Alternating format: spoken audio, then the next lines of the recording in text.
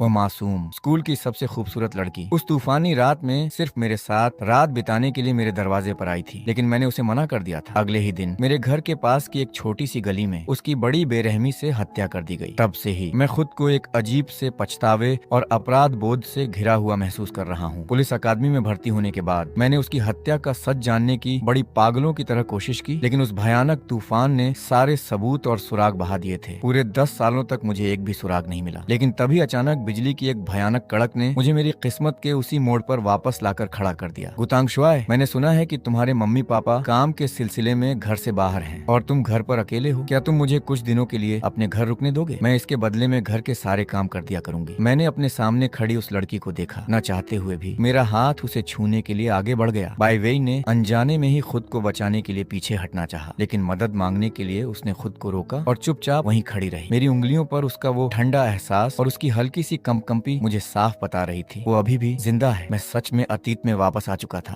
By वेई घबराकर अचानक पीछे हटी। उसका पैर फिसला और वो पीछे की तरफ गिरने लगी। मेरे हाथ तेजी से आगे बढ़े और मैंने तुरंत उसकी कमर थाम ली। मैंने उसे खींचकर अपनी बाहों में संभाल लिया। बारिश की आवाज के बीच हम दोनों के सन्नाटा छा गया। वो मेरी बाहों में एकदम सुन्न खड़ी थी, हिलने डुलने की भी हिम्मत नहीं कर पा रही थी। मैंने तुरंत उसे छोड़ा और रोशनी के किनारे की तरफ थोड़ा पीछे हट गया। तुम्हें बहुत ठंड लग रही थी, तो अनजाने में ही मैं तुम्हें थोड़ी गर्माहट देना चाहता था। सॉरी, कोई बात नहीं। मैं एक तरफ मुड़ा और उसे कमरे के अंदर आने का रास्ता दिया। उसके चेहरे का उड़ा हुआ रंग देखकर मेरे दिमाग में विचारों का बवंडर उठने लगा। मेरी पिछली जिंदगी में शंघाई शहर में इस जुर्म को अंजाम देने के बाद वो कातिल बिना कोई सुराग छोड़े गायब हो गया था। इस बार मुझे न सिर्फ उसकी जान बचानी है, बल्कि क्रिमिनल इन्वेस्टिगेशन के अपने सालों के तजुर्बे का इस्तेमाल करके उस असली कातिल को आज रात ही मौका वारदात पर पकड़ना होगा। बाई वेई कमरे के दरवाजे के पास खड़ी होकर कांप रही थी और अपनी स्कर्ट के किनारे को कसकर पकड़े हुए थी। मुझे अपने जूते उतारते देखकर वो और ज्यादा घबरा गई। मेरे मोजे गीले हैं, इससे आपकी चप्पलें गंदी हो जाएंगी। मैं नंगे पैर ही रह लेती हूँ। मैं अभी थोड़ी देर में पोछा लगाकर फर्श साफ कर दूंगी। उस तूफानी रात में एक लड़का और एक लड़की एक ही कमरे में थे। पूरे कपड़ों में भीगी होने की वजह से वो बेहद असहज महसूस कर रही थी। उसने खुद को शांत करने के लिए अपने नाखूनों को अपनी हथेली में जोर से चुभाया। जैसे ही मैं मुड़ा, उसने इस मौके का फायदा उठाकर अपनी नजरों के कोने से पूरे कमरे को देखा, जब तक कि उसकी नजर कॉफी टेबल पर रखी गर्म चाय और गत्ते के बिखरे हुए डिब्बों पर नहीं पड़ी। तब जाकर उसकी तनी हुई पीठ थोड़ी ढीली पड़ी और उसने राहत की सांस ली। ये टॉवल है, अगर तुम्हें ऐतराज न हो तो तुम इसका इस्तेमाल कर सकती हो। क्या मैं आपके कुछ कपड़े उधार ले सकती हूँ? मेरे कपड़े थोड़े गीले हैं। मैंने ध्यान दिया कि वो अपनी भीगी हुई शर्ट को कसकर पकड़े हुए थी। हाँ, तुम्हें कपड़े बदलने की जरूरत है। बेहतर होगा कि तुम गर्म पानी से नहा भी लो, वरना तुम्हें जुकाम हो जाएगा। गेस्ट रूम में बाथटब नहीं है, तुम मेरे बाथरूम में चली जाओ, मैं चलकर गर्म पानी चला देता हूँ। ये सुनकर कि वो मेरे बाथरूम में नहाने जा रही है, बाई वेई ने शर्म के मारे अपना सिर नीचे झुका लिया। उसने बहुत धीमी आवाज में किसी मच्छर की तरह भिनभिनाते हुए जवाब दिया, ठीक है। बाथरूम के अंदर पानी के बहने की आवाज आने लगी। बाई वेई ने मेरी व्यस्त पीठ को देखा और आखिरकार अपनी हिम्मत जुटाई। गुतांगशुआय, मुझे मेरे नाम से बुलाओ। क्या तुम ये पूछना चाहती हो कि मैंने तुमसे ये क्यों नहीं पूछा कि तुम यहाँ क्यों आई हो? तुम्हारी तरह एक खूबसूरत लड़की जो बारिश में मदद मांगने के लिए मेरे दरवाजे पर आई है। तुम्हारी इस हालत की कोई न कोई वजह तो जरूर होगी। मैं खड़ा हुआ और उसकी तरफ बढ़ा। फिर अचानक मैंने अपना हाथ उठाया और उसके कान के पास दीवार पर टिका दिया। मैंने उसे अपनी बाहों के घेरे में ले लिया। मुझे इस बात की चिंता नहीं है कि तुम क्या सोच रही हो, लेकिन क्या तुम्हें डर नहीं लगता कि अगर तुम यहाँ रुकी तो मेरी नीयत तुम्हारे लिए खराब हो सकती है? बाई वेई दीवार से टिक गई। उसने धीरे से अपना निचला होंठ दबाया। एक गर्माहट का एहसास होते ही उसने कहा, मुझे तुम पर भरोसा है। उसकी खूबसूरत आंखों की जोड़ी जो निडर होकर मुझे देख रही थी, उसने मेरा और इम्तिहान लेना नामुमकिन कर दिया। मैं मुस्कुराया और मैंने अपना हाथ पीछे खींच लिया। तुम जाकर नहा लो और ये कपड़े बदल लो। तुम्हारी बॉडी के हिसाब से ये तुम्हें किसी ड्रेस की तरह आ जाएंगे। तुम इन्हें अभी पहन सकती हो और फिर इन्हें वॉशिंग मशीन और ड्रायर में डाल देना, ये बहुत जल्द सूख जाएंगे। बाई वेई मुस्कुराई, फिर मुड़ी और बाथरूम के अंदर चली गई। आधा मेरे प्रति शुक्रिया के एहसास से और आधा मेरी समझदारी और बर्दाश्त की वजह से। मैं मुस्कुराया और थोड़ा अदरक का चाय बनाने के लिए बेडरूम से बाहर निकल गया। थोड़ी देर में बाई वेई वो बड़ा सा हुडी पहनकर बाहर आई। उसके गाल गर्मी की वजह से लाल हो रहे थे और उसकी नी लेंथ से ऊपर की गोरी रंगत साफ दिख रही थी। बाई वेई ने गर्म चप्पलें पहन ली और उसके दिल की झिझक काफी हद तक दूर हो चुकी थी। उसे अदरक की चाय की मीठी गर्माहट की खुशबू आई। मैं एक मग लेकर उसकी तरफ बढ़ा। मेरी नजरें हुडी के चौड़े कॉलर पर पड़ी और मेरा गला थोड़ा सा सूखा। थोड़ा अदरक का सूप पी लो। बाई वेई ने मग लिया और धीरे धीरे एक एक घूंट पीने लगी। क्या तुम चाहती हो कि मैं तुम्हारे लिए कुछ पका दूं? क्या इससे आपको ज्यादा तकलीफ नहीं होगी? कैसी तकलीफ? बस कुछ ही मिनटों का काम है। तुम पहले बैठो, मैं इसमें 2 अंडे भी डाल देता हूँ। जैसे ही मैं उठने वाला था, एक छोटे से हाथ ने मुझे पीछे से पकड़ लिया। मैं भी मदद करवाती हूँ। किचन में आते ही मेरे चाकू चलाने के हुनर ने बाई वेई को हैरान कर दिया। चॉपिंग बोर्ड पर टमाटर और हैम के पतले पतले टुकड़े बड़ी सफाई से कट चुके थे। बाई वे फ्रिज के सबसे ऊपरी हिस्से से अंडों का डिब्बा निकालने के लिए एक छोटे से स्टूल पर चढ़ी। उसकी इस हलचल से उस बड़ी हुडी का निचला हिस्सा तुरंत ऊपर उठ गया। मेरी साइड विजन उस तरफ गई और मेरा चेहरा पल भर में लाल हो गया। बाई वेई ने शायद मेरी नजर को भांप लिया। वो घबराकर हुडी के निचले हिस्से को नीचे खींचने लगी, लेकिन स्टूल पर उसका संतुलन बिगड़ गया। मैंने तुरंत पीछे से बढ़कर उसे संभाला। मेरी हथेली अनजाने में एक ऐसी जगह लग गई जहाँ नहीं लगनी चाहिए थी। उसका शरीर ढीला पड़ गया और वो सीधे मेरी बाहों में आ गिरी। उसके शावर जेल से आती सैंडलवुड और खट्टे फलों की मिली जुली खुशबू अचानक हवा में घुल गई। हम दोनों अपनी अपनी जगह ठिठक कर रह गए जब तक कि पतीले में उबलता हुआ पानी बाहर नहीं बहने लगा और इस अजीब से पल को तोड़ा नहीं। मैंने जल्दी से अपना हाथ पीछे खींचा और आधा कदम पीछे हट गया। फिर छलनी उसके हाथ में थमा दी। तुम इसे चलाओ, मैं अंडे लेकर आता हूँ। जब मैं मुड़ा तो मैंने शीशे में अपने लाल पड़ चुके कान के निचले हिस्से को देखा। पता चला कि इतने सालों बाद भी मैं लड़कियों के मामले में सुन्न नहीं हुआ था, बल्कि बात बस इतनी थी कि कोई और ऐसा नहीं था जो मुझे ऐसा एहसास करा सके। बाई वेई ने अपना सिर नीचे झुकाया और नूडल्स हिलाने लगी। मूंगफली और तेल के छटकने की आवाज में मेरे धड़कते हुए दिल की आवाज दब गई। जल्द ही टमाटर नूडल सूप की खुशबू से पूरा किचन महक उठा। मैंने नूडल्स के कटोरे टेबल पर रखे और जानबूझकर उसकी हल्की सी कांपती उंगलियों को छूने से बचा। ध्यान से, गरम है। टीवी पर जो मन करे वो चैनल लगा लो। जैसे ही टीवी ऑन हुआ, बाई वेई ने अचानक अपनी चॉपस्टिक्स को कसकर पकड़ लिया। स्क्रीन पर वो पढ़ाई का स्टडी मटेरियल चल रहा था जिसे मैं बंद करना भूल गया था। वो तस्वीरें काफी अजीब थीं, जिससे मुझे एक अटपटी सी खांसी आई। मैंने जल्दी से टीवी ब्रॉडकास्ट इंटरफेस पर स्विच किया और कैजुअली क्रेयोन शिनचैन लगा दिया। मैं लगभग भूल ही गया था कि उस समय उस स्कूल ब्यूटी को मना करने की असली वजह यह थी कि मुझे डर था कि कहीं मैं ये सब देखते हुए पकड़ा न जाऊं। खुशकिस्मती से इतने सालों के तजुर्बे के बाद मेरी चमड़ी थोड़ी मोटी हो चुकी थी। मैंने ऐसे नाटक किया जैसे कुछ हुआ ही न हो और तुरंत टॉपिक बदल दिया। बाई वेई ने भी जल्दी से बात संभाली। मुझे उम्मीद नहीं थी कि आपका खाना इतना अच्छा होगा। मैंने एक टिश्यू लिया और धीरे से उसकी नाक की नोक पर आए पसीने की बूंदों को पोंछ दिया। तुम्हें पसीना आ रहा है। अगर पसीना निकल जाएगा तो ठंड भी बाहर निकल जाएगी। धीरे धीरे खाओ, पतीले में और भी है। उसने बड़े ध्यान से नूडल्स खाए, यहाँ तक कि सूप के साथ सारे नूडल्स चट कर दिए और उसके चेहरे पर एक गहरी संतुष्टि दिख रही थी। क्या एक कटोरे से तुम्हारा पेट भर गया? हाँ। जैसे ही उसने अपनी बात खत्म की, खिड़की के बाहर अचानक एक जोरदार बिजली कड़की, जिसने हम दोनों को चौंका दिया। मेरी पुरानी आदतों की वजह से मेरी नजर तुरंत घड़ी पर गई। रात के 9:57 बज रहे थे। पिछली जिंदगी में हुए उस जुर्म में अब बस आधे घंटे का समय बचा था। इस जिंदगी में मुझे हर हाल में उस कातिल का असली चेहरा देखना ही होगा। समय कम था। मैं उठने और क्राइम सीन के पास जाकर जांच करने के लिए तैयार हुआ। मैंने पानी का एक गिलास और एक कंबल लिया और उसे उड़ा दिया। अब जब तुम्हारा पेट भर गया है तो लिविंग रूम में बैठकर टीवी देखो और खाना पचाओ। जब मैं वापस आऊंगा तो बर्तन धो दूंगा। मैं देर रात का कुछ नाश्ता लेने जा रहा हूँ और जल्द ही वापस आऊंगा। इतनी तेज बारिश हो रही है, क्या आप अभी भी बाहर जा रहे हैं? कोई बात नहीं, ये बहुत पास ही है। जब मैं दरवाजे की तरफ बढ़ा तो मैं अचानक रुका और पीछे मुड़ा। मुझे डर था कि कहीं वो लुटेरा पहले से सोच समझकर जुर्म करने की फिराक में न हो। शायद उसने इसका पीछा किया हो और आसपास ही कहीं छिपा बैठा हो। याद रखना, मेरे वापस आने से पहले चाहे कोई भी डोरबेल बजाए, दरवाजा मत खोलना। मेरे पास चाबी है और मैं डोरबेल नहीं बजाऊंगा। मेरी हिदायतों को सुनकर बाई वेई ने एक बिल्ली के बच्चे की तरह आज्ञाकारी बनकर अपना सिर हिलाया। उसने खुद को कंबल में अच्छी तरह से लपेट लिया। दरवाजा बंद होने के बाद उसने खाली कमरे को देखा और सोफे पर सिमट कर बैठ गई। चुपचाप मेरे वापस आने का इंतजार करने लगी। मैंने काला छाता खोला और बारिश में कदम बढ़ा दिया। मैंने अपनी वाटरप्रूफ घड़ी पर नजर डाली। रात के 9:58 बज रहे थे। पिछली जिंदगी में फॉरेंसिक पैथोलॉजिस्ट ने अंदाजा लगाया था कि बाई वेई की मौत का वक्त रात के करीब 10:30 बजे का था। आज रात मेरा मकसद रास्ते में पड़ने वाले उस 24 घंटे खुले रहने वाले कन्वीनियंस स्टोर पर पहुंचना था, जहां से वो अपनी पिछली जिंदगी में गुजरी होगी। अपनी पिछली जिंदगी में बाई वेई ने उसी कन्वीनियंस स्टोर से एक छाता उधार लिया था और अपना काम निपटाने के बाद वो उस छोटी सी गली यानी मौका वारदात की तरफ बढ़ गई थी। हालांकि वो आज रात मेरे घर पर ही रुकी है, फिर भी मुझे ये पक्का करना होगा कि टाइमलाइन वैसे ही चलेगी या नहीं। सरोगेट करेक्शन, किसी और इंसान को बाई वे की जगह लेने दो और उसकी जगह मरने दो। मैं ये किसी भी कीमत पर होने नहीं दे सकता। रास्ते में मैंने घर की निगरानी चेक करने के लिए अपना फोन निकाला। स्क्रीन पर बाएं वे सोफे पर अपने घुटनों को सीने से लगाए बैठी थी और टीवी देख रही थी। ये पक्का करके कि वो चुपचाप घर पर ही है और इधर उधर नहीं भाग रही, मैंने अपने चलने की रफ्तार बढ़ा दी। जैसे ही मैं कन्वीनियंस स्टोर के पास पहुंचा, मुझे एक दबी हुई कराह सुनाई दी। कचरे के ढेर के पास वाले कोने में एक दुबला पतला इंसान दुबक कर बैठा था और कई गुंडे उसे घेर कर लात घूंसे मार रहे थे। वे घमंड से उससे बार बार पूछ रहे थे कि उसने अपने हाथ में क्या छुपा रखा है। जमीन पर गिरा वो इंसान हल्के भूरे रंग के रुमाल को कसकर भींचे हुए था और उसके पास एक लोहे का बक्सा पड़ा था। येत्सी। मैंने उसे एक ही नजर में पहचान लिया। ये मेरा क्लासमेट येत्सी है, जो अक्सर अकेला रहता है और जिसे लोग डराते धमकाते रहते हैं। मेरी आवाज सुनते ही उन गुंडों ने झटके में अपने सिर घुमाए और उनके चेहरे तुरंत पीले पड़ गए, क्योंकि शिंघाई शहर में मेरे माँ बाप का थोड़ा दबदबा है, इसलिए ये गुंडे मुझसे हमेशा बहुत डरते हैं। उन्होंने तो येत्सी को भी छोड़ दिया और डर के मारे भूत की तरह दुम दबाकर भाग गए। अब उस गली में बस लोहे के शेड पर पड़ती बारिश की बूंदों की आवाज बची थी। मैं नीचे झुका और येत्सी के सिर पर मजबूती से छाता लगा दिया। क्या तुम ठीक हो? क्या तुम चाहते हो कि मैं तुम्हें अस्पताल ले चलूं? 3 महीने पहले जलने की वजह से उसकी कलाई पर अब भी एक पुराना निशान था। मैं उसकी मदद के लिए आगे बढ़ा, लेकिन वो किसी बिजली के झटके की तरह पीछे हट गया। लोहे का बक्सा दीवार से टकराया और कई सारे रंग बिरंगी पेंसिलें और बिल्ली के खाने का आधा पैकेट बहते कीचड़ वाले पानी में गिर गए। शुक्रिया। उसने अपना स्कूल बैग उठाने के लिए अपना सिर नीचे कर लिया और उसकी भीगी हुई लटों ने उसकी आंखों के कोनों में छुपते आंसुओं को ढक लिया। मैंने ध्यान दिया कि उसके नाखूनों में काले भूरे रंग के दाग थे, जैसे सूखा हुआ खून हो। येत्सी, तुम इतनी तेज बारिश में भी आवारा बिल्लियों को खाना खिलाने बाहर आते हो? येत्सी ने बेमन से सिर हिलाया और अचानक जोर जोर से खांसने लगा। बारिश में उसके पतले कंधे कांप रहे थे। मैंने अपनी जैकेट उतारी और उसकी तरफ फेंक दी। इसे पहन लो। क्या तुम्हारी माँ फिर से किसी बिजनेस ट्रिप पर गई है? अगर तुम फिर से बीमार PDDDH गए तो तुम्हारे छोटे भाई का ख्याल कौन रखेगा? ठीक इसी पल पिछली जिंदगी का वो सर्विलांस स्क्रीन मेरे दिमाग में कौंध गया। पिछली जिंदगी में बाएवे ने छोटी गली में जाने से पहले कन्वीनियंस स्टोर के बाहर कुछ देखा था। इस वक्त येत्सी को देखकर मुझे अचानक एहसास हुआ, बाएवे ने यकीनन येत्सी को पिटते हुए देखा होगा। मेरा दिमाग पिछली जिंदगी की अलग अलग बातों को तेजी से जोड़ने लगा। अगर पिछली जिंदगी में बाएवे इस मारपीट को रोकने के लिए कन्वीनियंस स्टोर से बाहर निकली होगी, तो उसके भीगे हुए रूप को देखकर गुंडों का वो गिरोह मारपीट छोड़कर उसके साथ बदतमीजी करने पर उतर आया होगा। मैंने पिछली जिंदगी में येत्सी के रूप को याद करने की बहुत कोशिश की। उस समय उसकी चोटें अभी के मुकाबले बहुत ज्यादा गंभीर थीं, लेकिन बाएवे की मौत पर उसकी कोई खास प्रतिक्रिया नहीं थी। इससे पता चलता है कि पिछली जिंदगी में इस बात की पूरी संभावना है कि उसने उन गुंडों को रोके रखने के लिए मरते दम तक संघर्ष किया होगा, ताकि वे बाएवे को अपने साथ न ले जा सकें। अगर ये काम उन लोगों ने नहीं किया था तो असली कातिल कोई और ही है। थोड़ी सोच विचार के बाद मैं एक अहम जानकारी पर आकर रुक गया। हथियार। घाव बहुत साफ सुथरा था। इतने तूफानी दिन में इतने जानलेवा छोटे चाकू के साथ बाहर कौन निकलेगा? सबसे बड़ा शक किस पर है? ये सोचकर कि उन 3 गुंडों के पास चाकू हो सकते हैं, मुझे उन्हें अभी अभी जाने देने का तुरंत पछतावा हुआ। जहाँ तक येत्सी का सवाल है, जो छोटों से भरा हुआ है, पिछली जिंदगी में वो ग्रेजुएशन तक जीवित रह सकता था। अब मैं उसे सिर्फ किनारे ही छोड़ सकता हूँ। अगर तुम ठीक हो तो जल्दी घर जाओ। मैंने अपने कदम बढ़ाए, जाने के लिए तैयार हुआ और येत्सी के टूटे हुए छाते को देखने के लिए फिर रुका। मैंने अपने हाथ का काला छाता उसके हाथ में थमा दिया। तुम्हारा छाता टूट गया है, मेरा इस्तेमाल कर लो, मुझे और भी काम है। मैं तुम्हें छोड़ने नहीं जा सकता। ध्यान से और जल्दी घर पहुंचो। येत्सी के मना करने का इंतजार किए बिना मैं तूफान में कूद पड़ा और बिना कोई निशान छोड़े वहाँ से भाग निकला। क्योंकि बारिश बहुत तेज थी, वे 3 गुंडे ज्यादा दूर नहीं भाग पाए थे। बस बारिश से बचने के लिए एक बरामदे के नीचे छिपे हुए थे। वे बड़बड़ाते हुए आपस में इस बात पर मोल भाव कर रहे थे कि मेरे सिर पर बोरा डालकर मुझे पीटा जाए या नहीं, लेकिन वे मेरे पारिवारिक बैकग्राउंड से डरते थे और आसानी से कदम उठाने की हिम्मत नहीं कर पा रहे थे। जैसे ही वे कोई फैसला नहीं ले पा रहे थे, मैं बेहद तेज रफ्तार से उनके पास पहुंच गया। तीनों गुंडे चौंक गए। उन्हें लगा कि मैं पैसे मांगने आ रहा हूं और वे अपने हाथ हिलाते हुए बार बार पीछे हटने लगे। हे 3 दोस्तों, इस्तेमाल करने के लिए कुछ उधार दे दो। तीनों लोगों ने पूरी सावधानी से एक दूसरे की तरफ देखा। पैसे उधार नहीं ले रहे, कुछ और उधार ले रहे हैं। तीनों ने मुझे शक की निगाहों से देखा और मैंने एक मासूम सी मुस्कान बिखेरते हुए उनकी तरफ घूरा। एक चाकू उधार दे दो। तीनों गुंडे दंग रह गए। जाहिर तौर पर उन्हें मेरी बात समझ नहीं आई। बाहर गुंडागर्दी करने निकले 3 लोग। मुझे मत बताओ कि तुम्हारे पास बाहर निकलने के लिए एक चाकू भी नहीं है। कानून को उकसाने का यह तरीका काम कर गया। हरे बालों वाले लड़के ने अपनी जेब से एक बटरफ्लाई नाइफ निकाला और मेरे सामने शेखी बघारने लगा। मैंने बस एक नजर डाली और तय कर लिया कि यह यकीनन वो फल काटने वाला चाकू नहीं था। फॉरेंसिक रिपोर्ट में साफ कट के साथ इस तरह का चाकू बहुत ज्यादा फैंसी है। मैं फल काटने वाले चाकू जैसा कुछ खरीदने के लिए 100 युआन दूंगा। इनाम के लालच में बाकी 2 गुंडों ने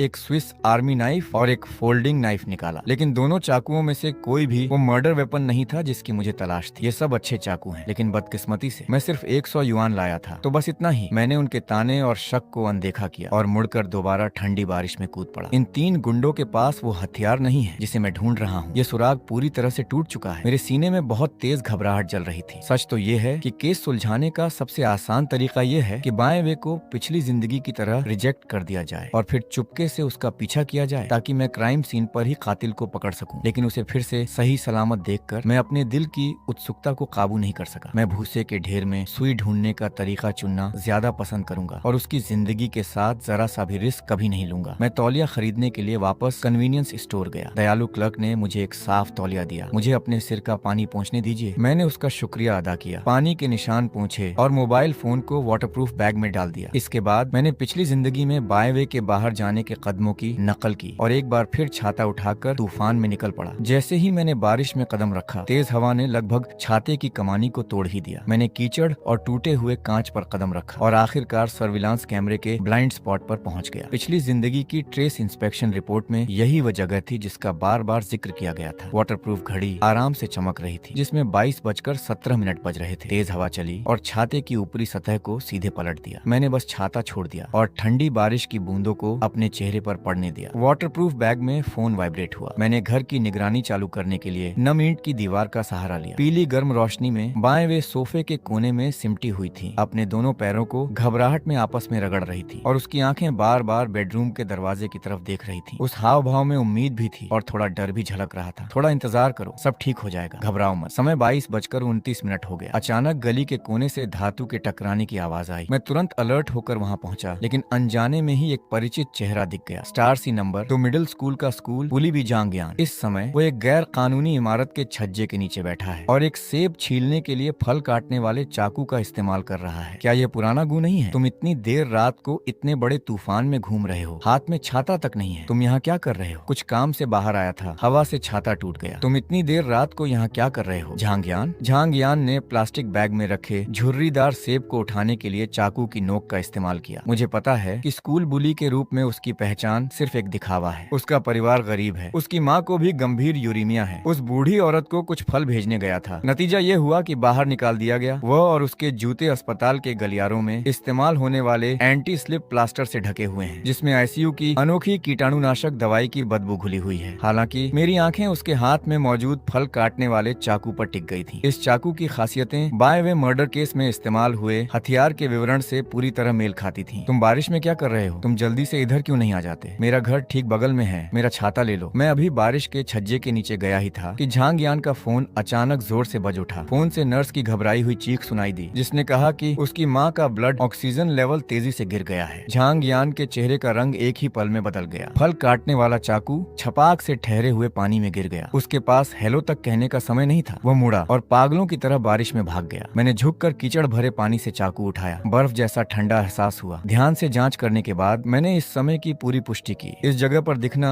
साइज और स्टाइल का पूरी तरह मेल खाना, ये वही मुख्य मर्डर वेपन है जिसने पिछली जिंदगी में बाएं वे की जान ली थी। अगर मर्डर वेपन गलती से झांगयान द्वारा फेंका गया था, तो असली कातिल के अगले आधे घंटे के भीतर यहाँ से गुजरने और इसे उठाकर ले जाने की पूरी संभावना है। मैंने चाकू को वापस उसकी पुरानी जगह पर रखा और एक लंबी सांस ली। सालों के आपराधिक जांच के अनुभव के भरोसे मैं घात लगाकर बैठने के लिए अंधेरे में पीछे हट गया। बारिश मूसलाधार हो रही थी। 10:35 पर एक शराबी बेघर इंसान डगमगाता हुआ छज्जे के नीचे आया। उसने सोडा का एक कैन मारा। उसके कीचड़ से सने कपड़े के जूतों ने चाकू के हत्थे को बुरी तरह कुचल दिया, जिससे चाकू कीचड़ में गहराई तक धंस गया। फिर वो बची हुई आधी बोतल शराब को लहराते हुए चला गया। 10:40 पर स्कूटर पर सवार एक फूड डिलीवरी वाला बारिश में फंस गया। गलती से चाकू पर उसका पैर पड़ा और वह गिर गया। वो बड़बड़ाते हुए उठा और एक पैर से चाकू के ब्लेड को नाली के छेद में धकेल दिया। कीचड़ ने तुरंत पूरे चाकू को ढक लिया। समय 10:55 हो गया। कीचड़ से ढके चाकू से किसी का गलती से टकराना अब बेहद मुश्किल था। पिछली जिंदगी में बाएं वे की मौत के अनुमानित समय से अब बस कुछ ही मिनट बचे थे। अचानक गली के छोर से काले रंग का रेनकोट और मास्क पहने एक काला साया चमका। वह सीधे कीचड़ से ढके चाकू की तरफ बढ़ा और नीचे झुका। मेरी मांसपेशियां धनुष की डोरी की तरह तुरंत तन गईं। जिस पल उसने चाकू का हत्था पकड़ने के लिए हाथ बढ़ाया, उसकी आस्तीन से ढकी कलाई पर सल्फ्यूरिक एसिड से जलने का एक साफ निशान दिखाई दिया। मैं अंधेरे से बाहर निकला। हल्की रोशनी में मैंने रेनकोट के नीचे का चेहरा साफ देखा। वह star C number 2 middle school का मशहूर अच्छा इंसान, केमिस्ट्री टीचर ली मिंगयुआन निकला। मेरे दिल में एक तूफानी लहर उठी। 3 महीने पहले ये वही इंसान था जिसने लैब में हंगामा करने वाले छात्रों को बचाया था और खुद सल्फ्यूरिक एसिड से जल गया था। बाद में उसने छात्रों को बड़े प्यार से समझाया भी था। वह अपनी पत्नी के साथ सख्त रवैये के लिए भी जाना जाता है। लेकिन अगर कातिल यही है, तो पिछली जिंदगी के सारे शक दूर हो सकते हैं। पिछली जिंदगी में बाएं वे पर अंधेरी गली में हमला हुआ था, लेकिन भागने का कोई निशान नहीं था। यह सिर्फ इसलिए था क्योंकि वह भी इस शरीफ इंसान पर अंधा भरोसा करती थी। अगर ली मिंगयुआन ने उसे रेनकोट से बारिश से बचाने की पेशकश की होगी और पत्नी के पास देखभाल के लिए घर चलने को कहा होगा, तो आधी रात को बारिश में बेबस बाएं वे बिल्कुल सतर्क नहीं हुई होगी। ये सोचते ही मुझे बेइंतहा दर्द महसूस हुआ, लेकिन मैं जल्दबाजी में कदम नहीं उठा सकता। आखिरकार अभी के ली मिंगयुआन ने कोई जुर्म नहीं किया था। मैंने अपनी इन्वेस्टिगेशन स्किल्स का इस्तेमाल करके उसकी आधी रात की सैर के मकसद को परखने का फैसला किया। दिया। टीचर ली मिंगयुआन ने तुरंत अपना सिर उठाया। मुझे पूरा भीगा हुआ देखकर उसके चेहरे पर हैरानी और फिक्र के भाव आ गए। अरे गुनानचेंग, तुम्हारी ये हालत कैसे हुई? मैं किसी काम से बाहर आया था और बारिश में फंस गया। टीचर ली, आप इतनी तेज बारिश में बाहर क्या कर रहे हैं? मैंने उसके चेहरे के भावों को ध्यान से देखा और उसकी आंखों में हिचकिचाहट की एक झलक को तुरंत पकड़ लिया। कुछ नहीं, बस सिगरेट का एक पैकेट खरीदने बाहर आया था। वो झूठ बोल रहा है। ली मिंगयुआन बिल्कुल सिगरेट नहीं पीता। वो तो एक शरीफ इंसान के रूप में जाना जाता है। मेरा रेनकोट काफी बड़ा है, तुम अंदर आ जाओ और बारिश से बचो। मैं तुम्हें घर छोड़ दूंगा और फिर तुम्हें वापस पहनने के लिए रेनकोट दे दूंगा। उसके चेहरे पर वही पुराना दयालु और दोस्ताना भाव था। मैंने बेवकूफों की तरह सिर हिलाया और उसके रेनकोट में घुस गया। उस तंग जगह में मैंने ध्यान दिया कि उसकी आंखें अनजाने में पास की एडल्ट प्रोडक्ट्स वाली वेंडिंग मशीन पर गईं, फिर तुरंत पीछे हट गईं और उसने मेरे कंधे को थाम लिया। रास्ते भर मैं किसी चलते फिरते लावारिस जिस्म की तरह महसूस कर रहा था। जब हम घर के दरवाजे पर पहुंचे तो ली मिंगयुआन ने अचानक अपना फोन निकाला, एक मैसेज भेजा और जल्दी से उसे मिटा दिया। मैं चाबी लाना भूल गया, 1 मिनट रुको। लेकिन मैंने उसकी कमर पर चाबी का गुच्छा साफ महसूस किया था। यह आज रात उसका दूसरा झूठ था। मेरा शक और बढ़ गया। कुछ देर बाद आखिरकार दरवाजा खुला। दरवाजा खोलने वाली ली मिंगयुआन की पत्नी केमिस्ट्री टीचर शेन चिंग थी। उन्होंने सिल्क का नाइट गाउन पहना हुआ था। उनकी बेल्ट ढीली थी और उनके गाल गुलाबी थे। लिविंग रूम के फोयर से आ रही गर्म रोशनी में मैंने देखा कि टी टेबल पर लाल शराब की बोतल गिरी हुई थी, महकती हुई मोमबत्ती जल रही थी और गुलाब की पंखुड़ियां बिखरी हुई थी। हवा में एक अजीब सा माहौल था। इसी पल मेरा दिमाग चमक उठा। सारे सुराग तुरंत एक साफ रास्ते में जुड़ गए। टीचर ली मूल रूप से आज रात अपनी पत्नी के साथ रोमांटिक पल बिताना चाहते थे, लेकिन सामान खत्म हो गया था, इसलिए वह बारिश में खरीदने बाहर आए। एक अच्छे इंसान की आदत के नाते उन्होंने नाली को जाम कर रहे कचरे को यूं ही साफ कर दिया और गलती से वह फल काटने वाला चाकू उठा लिया। क्योंकि मैं उनसे टकरा गया था, इसलिए वे दोबारा सामान खरीदने जाने में शर्मा गए। उन्हें मुझे अकेला छोड़ने में भी हिचकिचाहट हुई, इसलिए वे मुझे साथ ले आए और अभी चाबी न होने का नाटक करके जो मैसेज उन्होंने भेजा था वो सिर्फ अपनी पत्नी को नाइट गाउन बदलकर कपड़े पहनने का वक्त देने के लिए था। उनका सारा अजीब व्यवहार इस पल बिल्कुल सही साबित हो गया। तुम्हारी ये हालत कैसे हुई? सॉरी, जल्दी से ये तौलिया लो और पोंछ लो। शुक्रिया मैडम। मैंने तौलिया लिया और अपने हाथ पोंछे। मेरे दिल का शक एक बड़ी उलझन में बदल गया। अगर वह अभी भी वही पुराना शरीफ इंसान है और उसकी पत्नी घर पर उसका इंतजार कर रही है, तो क्या ऐसा इंसान सड़क पर किसी छात्रा को पसंद करेगा, उसकी हत्या करेगा और लाश को ठिकाने लगाएगा? शेन चिंग ने ध्यान दिया कि ली मिंगयुआन के हाथ में अभी भी एक गंदा चाकू था। उसने हैरानी से पूछा, तुम्हें ये चाकू कहाँ मिला? इतना गंदा क्यों है? नाली के पास मिला, बहुत सारा कचरा अटका रहा था। बस गु नानचेंग से मुलाकात हो गई तो इसे फेंकना भूल गया। ली मिंगयुआन ने चाकू को डस्टबिन में फेंकने की तैयारी करते हुए कहा। मुझे अचानक एहसास हुआ कि कुछ गड़बड़ है। 1 मिनट रुकिए टीचर ली, मुझे ये चाकू देखने दीजिए। ली मिंगयुआन ने शक से चाकू को घुमाया और मुझे थमा दिया। इस अनजाने बचाव के तरीके ने एक बार फिर उसकी अच्छाई को साबित कर दिया। मैंने फल काटने वाला चाकू लिया और उसे ध्यान से देखा। मेरे चेहरे का रंग तुरंत बदल गया। पहले बहुत अंधेरा था, इसलिए मैं साफ नहीं देख पाया था। इस चाकू के ब्लेड पर हल्के मुड़ाव थे। ये यकीनन झांग यान द्वारा किसी सख्त चीज को काटने की वजह से हुआ था। फॉरेंसिक रिपोर्ट में मुड़े हुए ब्लेड का कोई जिक्र नहीं था। घाव का कट बिल्कुल अलग होता। इसका मतलब है कि असली मर्डर वेपन ये चाकू बिल्कुल नहीं है। मैंने पूरी तरह से गलत निशान साधा था। मैंने तेजी से अपनी कलाई घुमाई और अपनी घड़ी देखी। 11 बजे बज चुके थे। असली कातिल शायद इसी वक्त सामने आया होगा। मेरा दिल एक पल के लिए रुक गया। मैंने जल्दी से तौलिया शेन चिंग को वापस थमाया। सॉरी टीचर ली, बहुत देर हो चुकी है, मुझे जल्दी घर जाना होगा। मैं आपका रेनकोट ले जा रहा हूँ। मैंने चाकू का हत्था वापस ली, मिंगयुआन के हाथ में थमाया, रेनकोट पहना और बारिश में भाग गया। मैं रास्ते भर भागकर वापस क्राइम सीन पर आया और कई बार इधर उधर ढूंढा। कभी कभार कोई राहगीर जल्दी में गुजर जाता, लेकिन कोई भी ऐसा नहीं लग रहा था जो जुर्म करने के लिए रुके। 11:30 बजे गली पूरी तरह सुनसान थी। मैंने फोन निकालकर सर्विलांस चेक किया। बाएं वे सोफे पर दुबक कर सो रही थी, मुर्गियों की तरह दाना चुगते हुए सिर हिला रही थी, फिर भी खुद को सोने से रोकने की कोशिश कर रही थी। वो बार बार दरवाजे की तरफ देख रही थी और मेरे घर आने का इंतजार कर रही थी। मैंने अपनी मुट्ठियां भींच ली, रेनकोट उतारा और आधी रात के बाद तक उस अंधेरे क्राइम सीन के पास भटकता रहा। फिर भी कोई संदिग्ध इंसान नजर नहीं आया। मेरा दिल बेबसी और ठंडक के एहसास से भर गया। क्या सच में मुझसे कोई चूक हो गई? अगर मैं कातिल को नहीं ढूंढ सकता तो मैं पिछली जिंदगी में बाएं वे के साथ हुए अन्याय को कैसे मिटाऊंगा? मैंने सिर उठाया और बारिश को अपने चेहरे पर पड़ने दिया। मेरी आंखें और पक्की हो गईं। अचानक फोन वाइब्रेट हुआ। मैंने तुरंत सर्विलांस पर क्लिक किया। तस्वीर में हालांकि बाएं वे नींद में और परेशान थी, फिर भी वो अकेलेपन के डर को सहते हुए दरवाजे की तरफ बढ़ रही थी। उसके चेहरे पर चिंता साफ दिख रही थी।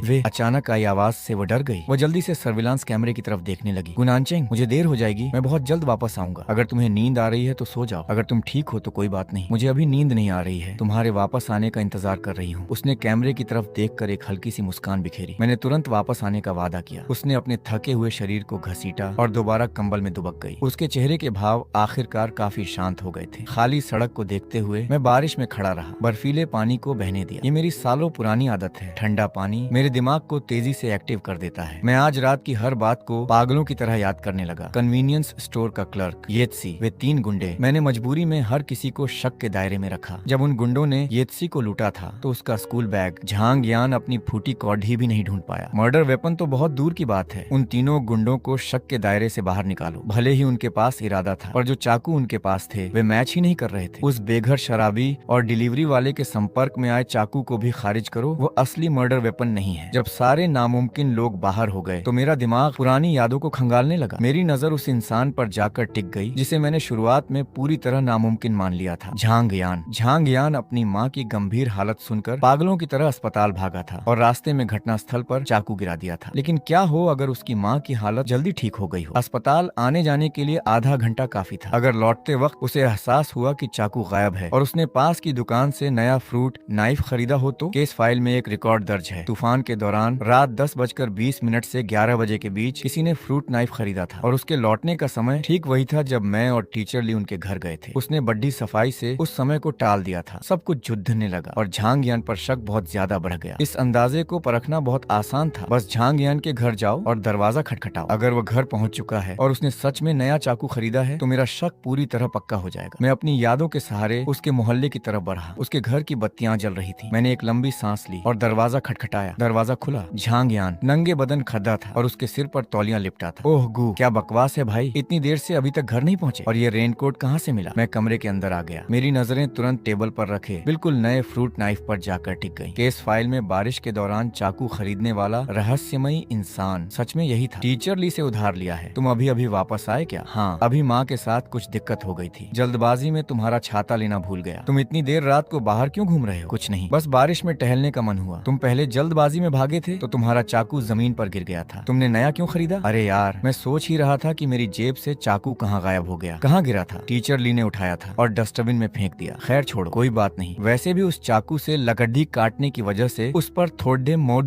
आ गए थे, इसलिए रास्ते में नया खरीद लिया। उसने बड़ी आसानी से हंसते हुए कहा। मेरा दिल भारी हो गया। उसके लौटने का समय अपराध के समय से बिल्कुल मेल खाता था और उसने वही मर्डर वेपन जैसा चाकू खरीदा था। शक को खारिज नहीं किया जा सकता था। मैंने अपने शब्दों को तोला और सीधे परखने का फैसला किया। झांग यान, हम दोस्त हैं ना? ये भी कोई पूछने की बात है? हम पक्के भाई हैं। क्या कोई बात हो गई? सीधे अपने भाई को बताओ। उसकी वफादारी को देखते हुए मैंने सीधे उसकी आंखों में देखा। मैं नहीं चाहता कि तुम कभी कोई जुर्म करो और जेल जाओ। अपने कदमों के अंजाम के बारे में सोचो। तुम्हारी माँ को तुम्हारी देखभाल की जरूरत है। ऐसा कुछ गैर कानूनी या उल्टा सीधा मत करना। झांग यान हक्का बक्का रह गया। वो मेरी बात का मतलब पूरी तरह गलत समझ बैठा। उसे लगा कि मुझे स्कूल में उसके नकली सिगरेट बेचने के सीक्रेट के बारे में पता चल गया है। वह गुस्सा होने के बजाय इस बात से इमोशनल हो गया कि मैं इतनी बारिश में उसे समझाने आया था। फिक्र मत कर भाई, दूसरों को मेरा तरीका नहीं पता, पर क्या तू भी मुझे नहीं जानता? मैं ऐसा कुछ नहीं करूंगा। मेरा मकसद पूरा हो गया था, इसलिए मैं अलविदा कहकर उठ खड़ा हुआ। मुझे नहीं पता था कि गलती से खटखटाए इस दरवाजे ने उसके मन से नकली सिगरेट बेचने का ख्याल हमेशा के लिए निकाल दिया। जब मैं मुद्दकर बारिश में जाने लगा तो वह पीछे खड़ा होकर मन ही मन वादा कर रहा था कि वह मुझे जिंदगी भर अपना सच्चा भाई मानेगा। उलझे हुए मन से झांग यान को बाएं बोलकर मैं टीचर ली का रेनकोट लेकर चुपचाप उनके दरवाजे पर पहुंचा। रेनकोट को वहां रख दिया। कमरे के अंदर से कुछ ऐसी आवाजें आ रही थीं जिन्हें सुनकर किसी को भी शर्म आ जाए और धड़कने तेज हो जाएं। मैंने उन्हें डिस्टर्ब करना सही नहीं समझा और बारिश में पैदल ही घर की तरफ चल दिया। मेरा मूड धीरे धीरे हल्का हो रहा था। अगर झांग यान ही असली कातिल है तो कम से कम वो अभी ऐसे मौतदाट पर है जहाँ उसे सही रास्ते पर लाया जा सकता है, जहाँ से उसके मन के बुरे विचारों को मिटाया जा सकता है। आज रात मेरी मुलाकात इतने लोगों से हुई, लेकिन फिलहाल उससे ज्यादा शक्की कोई नहीं लग रहा था। जब मैं घर पहुंचा तो आधी रात बीत चुकी थी। दरवाजा खुलने की आवाज के साथ ही कंबल में आधी सोई हुई बाएं वे की आंखें तुरंत खुल गईं। मुझे वापस देखकर उसके चेहरे पर खुशी भरी मुस्कान आ गई और वह तेज कदमों से मेरी तरफ आई। लेकिन पास आते ही उसे एहसास हुआ कि मैं पानी में भीगे चूहे की तरह पूरी तरह तरबतर था। तुम देर रात का नाश्ता लेने गए थे ना, इतने भीग कैसे गए? उसने पूछा। हवा और बारिश बहुत तेज थी, छाता टूट गया और नाश्ता भी हवा में उड़ेडियच गया। तुम्हारे लिए खाने को कुछ नहीं बचा, मैंने जवाब दिया। तुम्हें पहले गर्म पानी से नहा लेना चाहिए, ऐसे तो तुम्हें जुकाम हो जाएगा। उसका चेहरा चिंता से भरा था, जिसे देखकर मैं मुस्कुरा दिया। गेस्ट रूम के बिस्तर पर सिर्फ प्लाई बोर्ड है, उस पर कुछ बिछा नहीं है। क्या तुम आज रात सोफे पर काम चला लोगी या मेरे साथ एडजस्ट करोगी? मैं सोफे पर सो जाऊंगी। मजाक कर रहा था। तुम बिस्तर पर सो जाना, मैं सोफे पर सो जाऊंगा। पहले मुझे नहाने दो। मैं फर्श को गीला नहीं करना चाहता था जिसे अभी पोछा गया था, इसलिए मैंने लिविंग रूम में ही अपने भीगे कप टीढ़े उतार दिए। कप शब्दों की सरसराहट सुनकर बाएं वे ने अनजाने में ऊपर देखा। मेरी सुडौल और कसी हुई बॉडी देखकर उसकी धड़कनें ढोल की तरह तेज चलने लगी। उसे महसूस हुआ कि उसका चेहरा गर्म हो रहा है और गला सूख गया है। मुंह से कोई आवाज नहीं निकल रही थी। मैं पहले नहा लेता हूँ, फिर तुम्हें सोने के लिए बेडरूम में बुलाता हूँ। मुझे उसकी अजीब हालत का एहसास नहीं हुआ और मैं अपने भीगे कपड़े उठाकर बाथरूम में चला गया। बाएं वे ने बेमन से सिर हिलाया। जब तक बाथरूम से पानी गिरने की आवाज नहीं आई, वो सोफे पर ऐसे ढसी गई जैसे उसके शरीर में जान ही न बची हो। उसने अपनी हथेली को अपने दहकते हुए गालों पर जोर से दबाया। मुझे नहीं पता कितना समय बीता, लेकिन मैं तौलिया लपेटकर बाहर आया। मैं उससे बेडरूम में सोने जाने के लिए कहना चाहता था, पर मैंने देखा कि वह सोफे पर ही गहरी नींद में सो चुकी थी। वो बिल्ली की तरह सिमट कर कंबल को पकड़े हुए थी और उसके सांस लेने की हल्की हल्की आवाज आ रही थी। मैं धीरे धीरे उसके पास गया और घुटनों के बल बैठ गया। चुपचाप उसके सोते हुए चेहरे को देखने लगा। उसकी शांत सांसों को देखते हुए मुझे अभी भी किसी सपने जैसा एहसास हो रहा था। जब मैंने उसके चेहरे से बालों को हटाने के लिए हाथ बढ़ाया तो मेरी बांह से पानी की एक बूंद फिसलकर उसके होठों पर गिर गई। उसने अनजाने में अपनी जीभ से उसे चाट लिया, जिससे मैं चौंक गया और जल्दी से अपनी उंगलियां पीछे खींच ली। अचानक खिड़की के बाहर बिजली कड़की और बाएं वे ने करवट बदल ली। आधा कंबल उसके ऊपर से हट गया। मैंने अनजाने में उसे ढकने के लिए हाथ बढ़ाया तो मेरा हाथ उसके गर्म और नरम टखने से छू गया। मुझे साफ महसूस हुआ कि उसकी सांसें तेज हो गई थीं। उसकी पलकें फड़फड़ाने लगी और उसके शरीर का तापमान बढ़ने लगा। वह जाग चुकी थी, लेकिन उसने आंखें नहीं खोली। मैंने भी उसे जताया नहीं, बल्कि उसे कंबल समेत अपनी गोद में उठाया और बेडरूम की तरफ बढ़ गया। मेरी बाहों में लड्डिशकी और ज्यादा घबरा गई। मैंने उसे आराम से बिस्तर पर लिटाया, कंबल सही किया और अपनी रजाई उस पर डाल दी। फिर मैं उसके कान के पास झुका। Good night. मेरी गर्म सांसों से उसकी गर्दन सिकुड़दार गई। मैं मुस्कुराया, मुद्दा और दरवाजे से बाहर निकल गया। जैसे ही दरवाजा बंद हुआ, बाएं वे ने अंधेरे में अपनी आंखें खोली। सच तो ये था कि लिविंग रूम से बेडरूम तक के उस छोटे से रास्ते में उसका दिमाग पूरी तरह सुन्न हो चुका था। वो बहुत घबराई हुई थी और उसने इतने प्यारे गुड नाइट की उम्मीद नहीं की थी। उसने अपने छोटे हाथों से रजाई का किनारा पकड़ा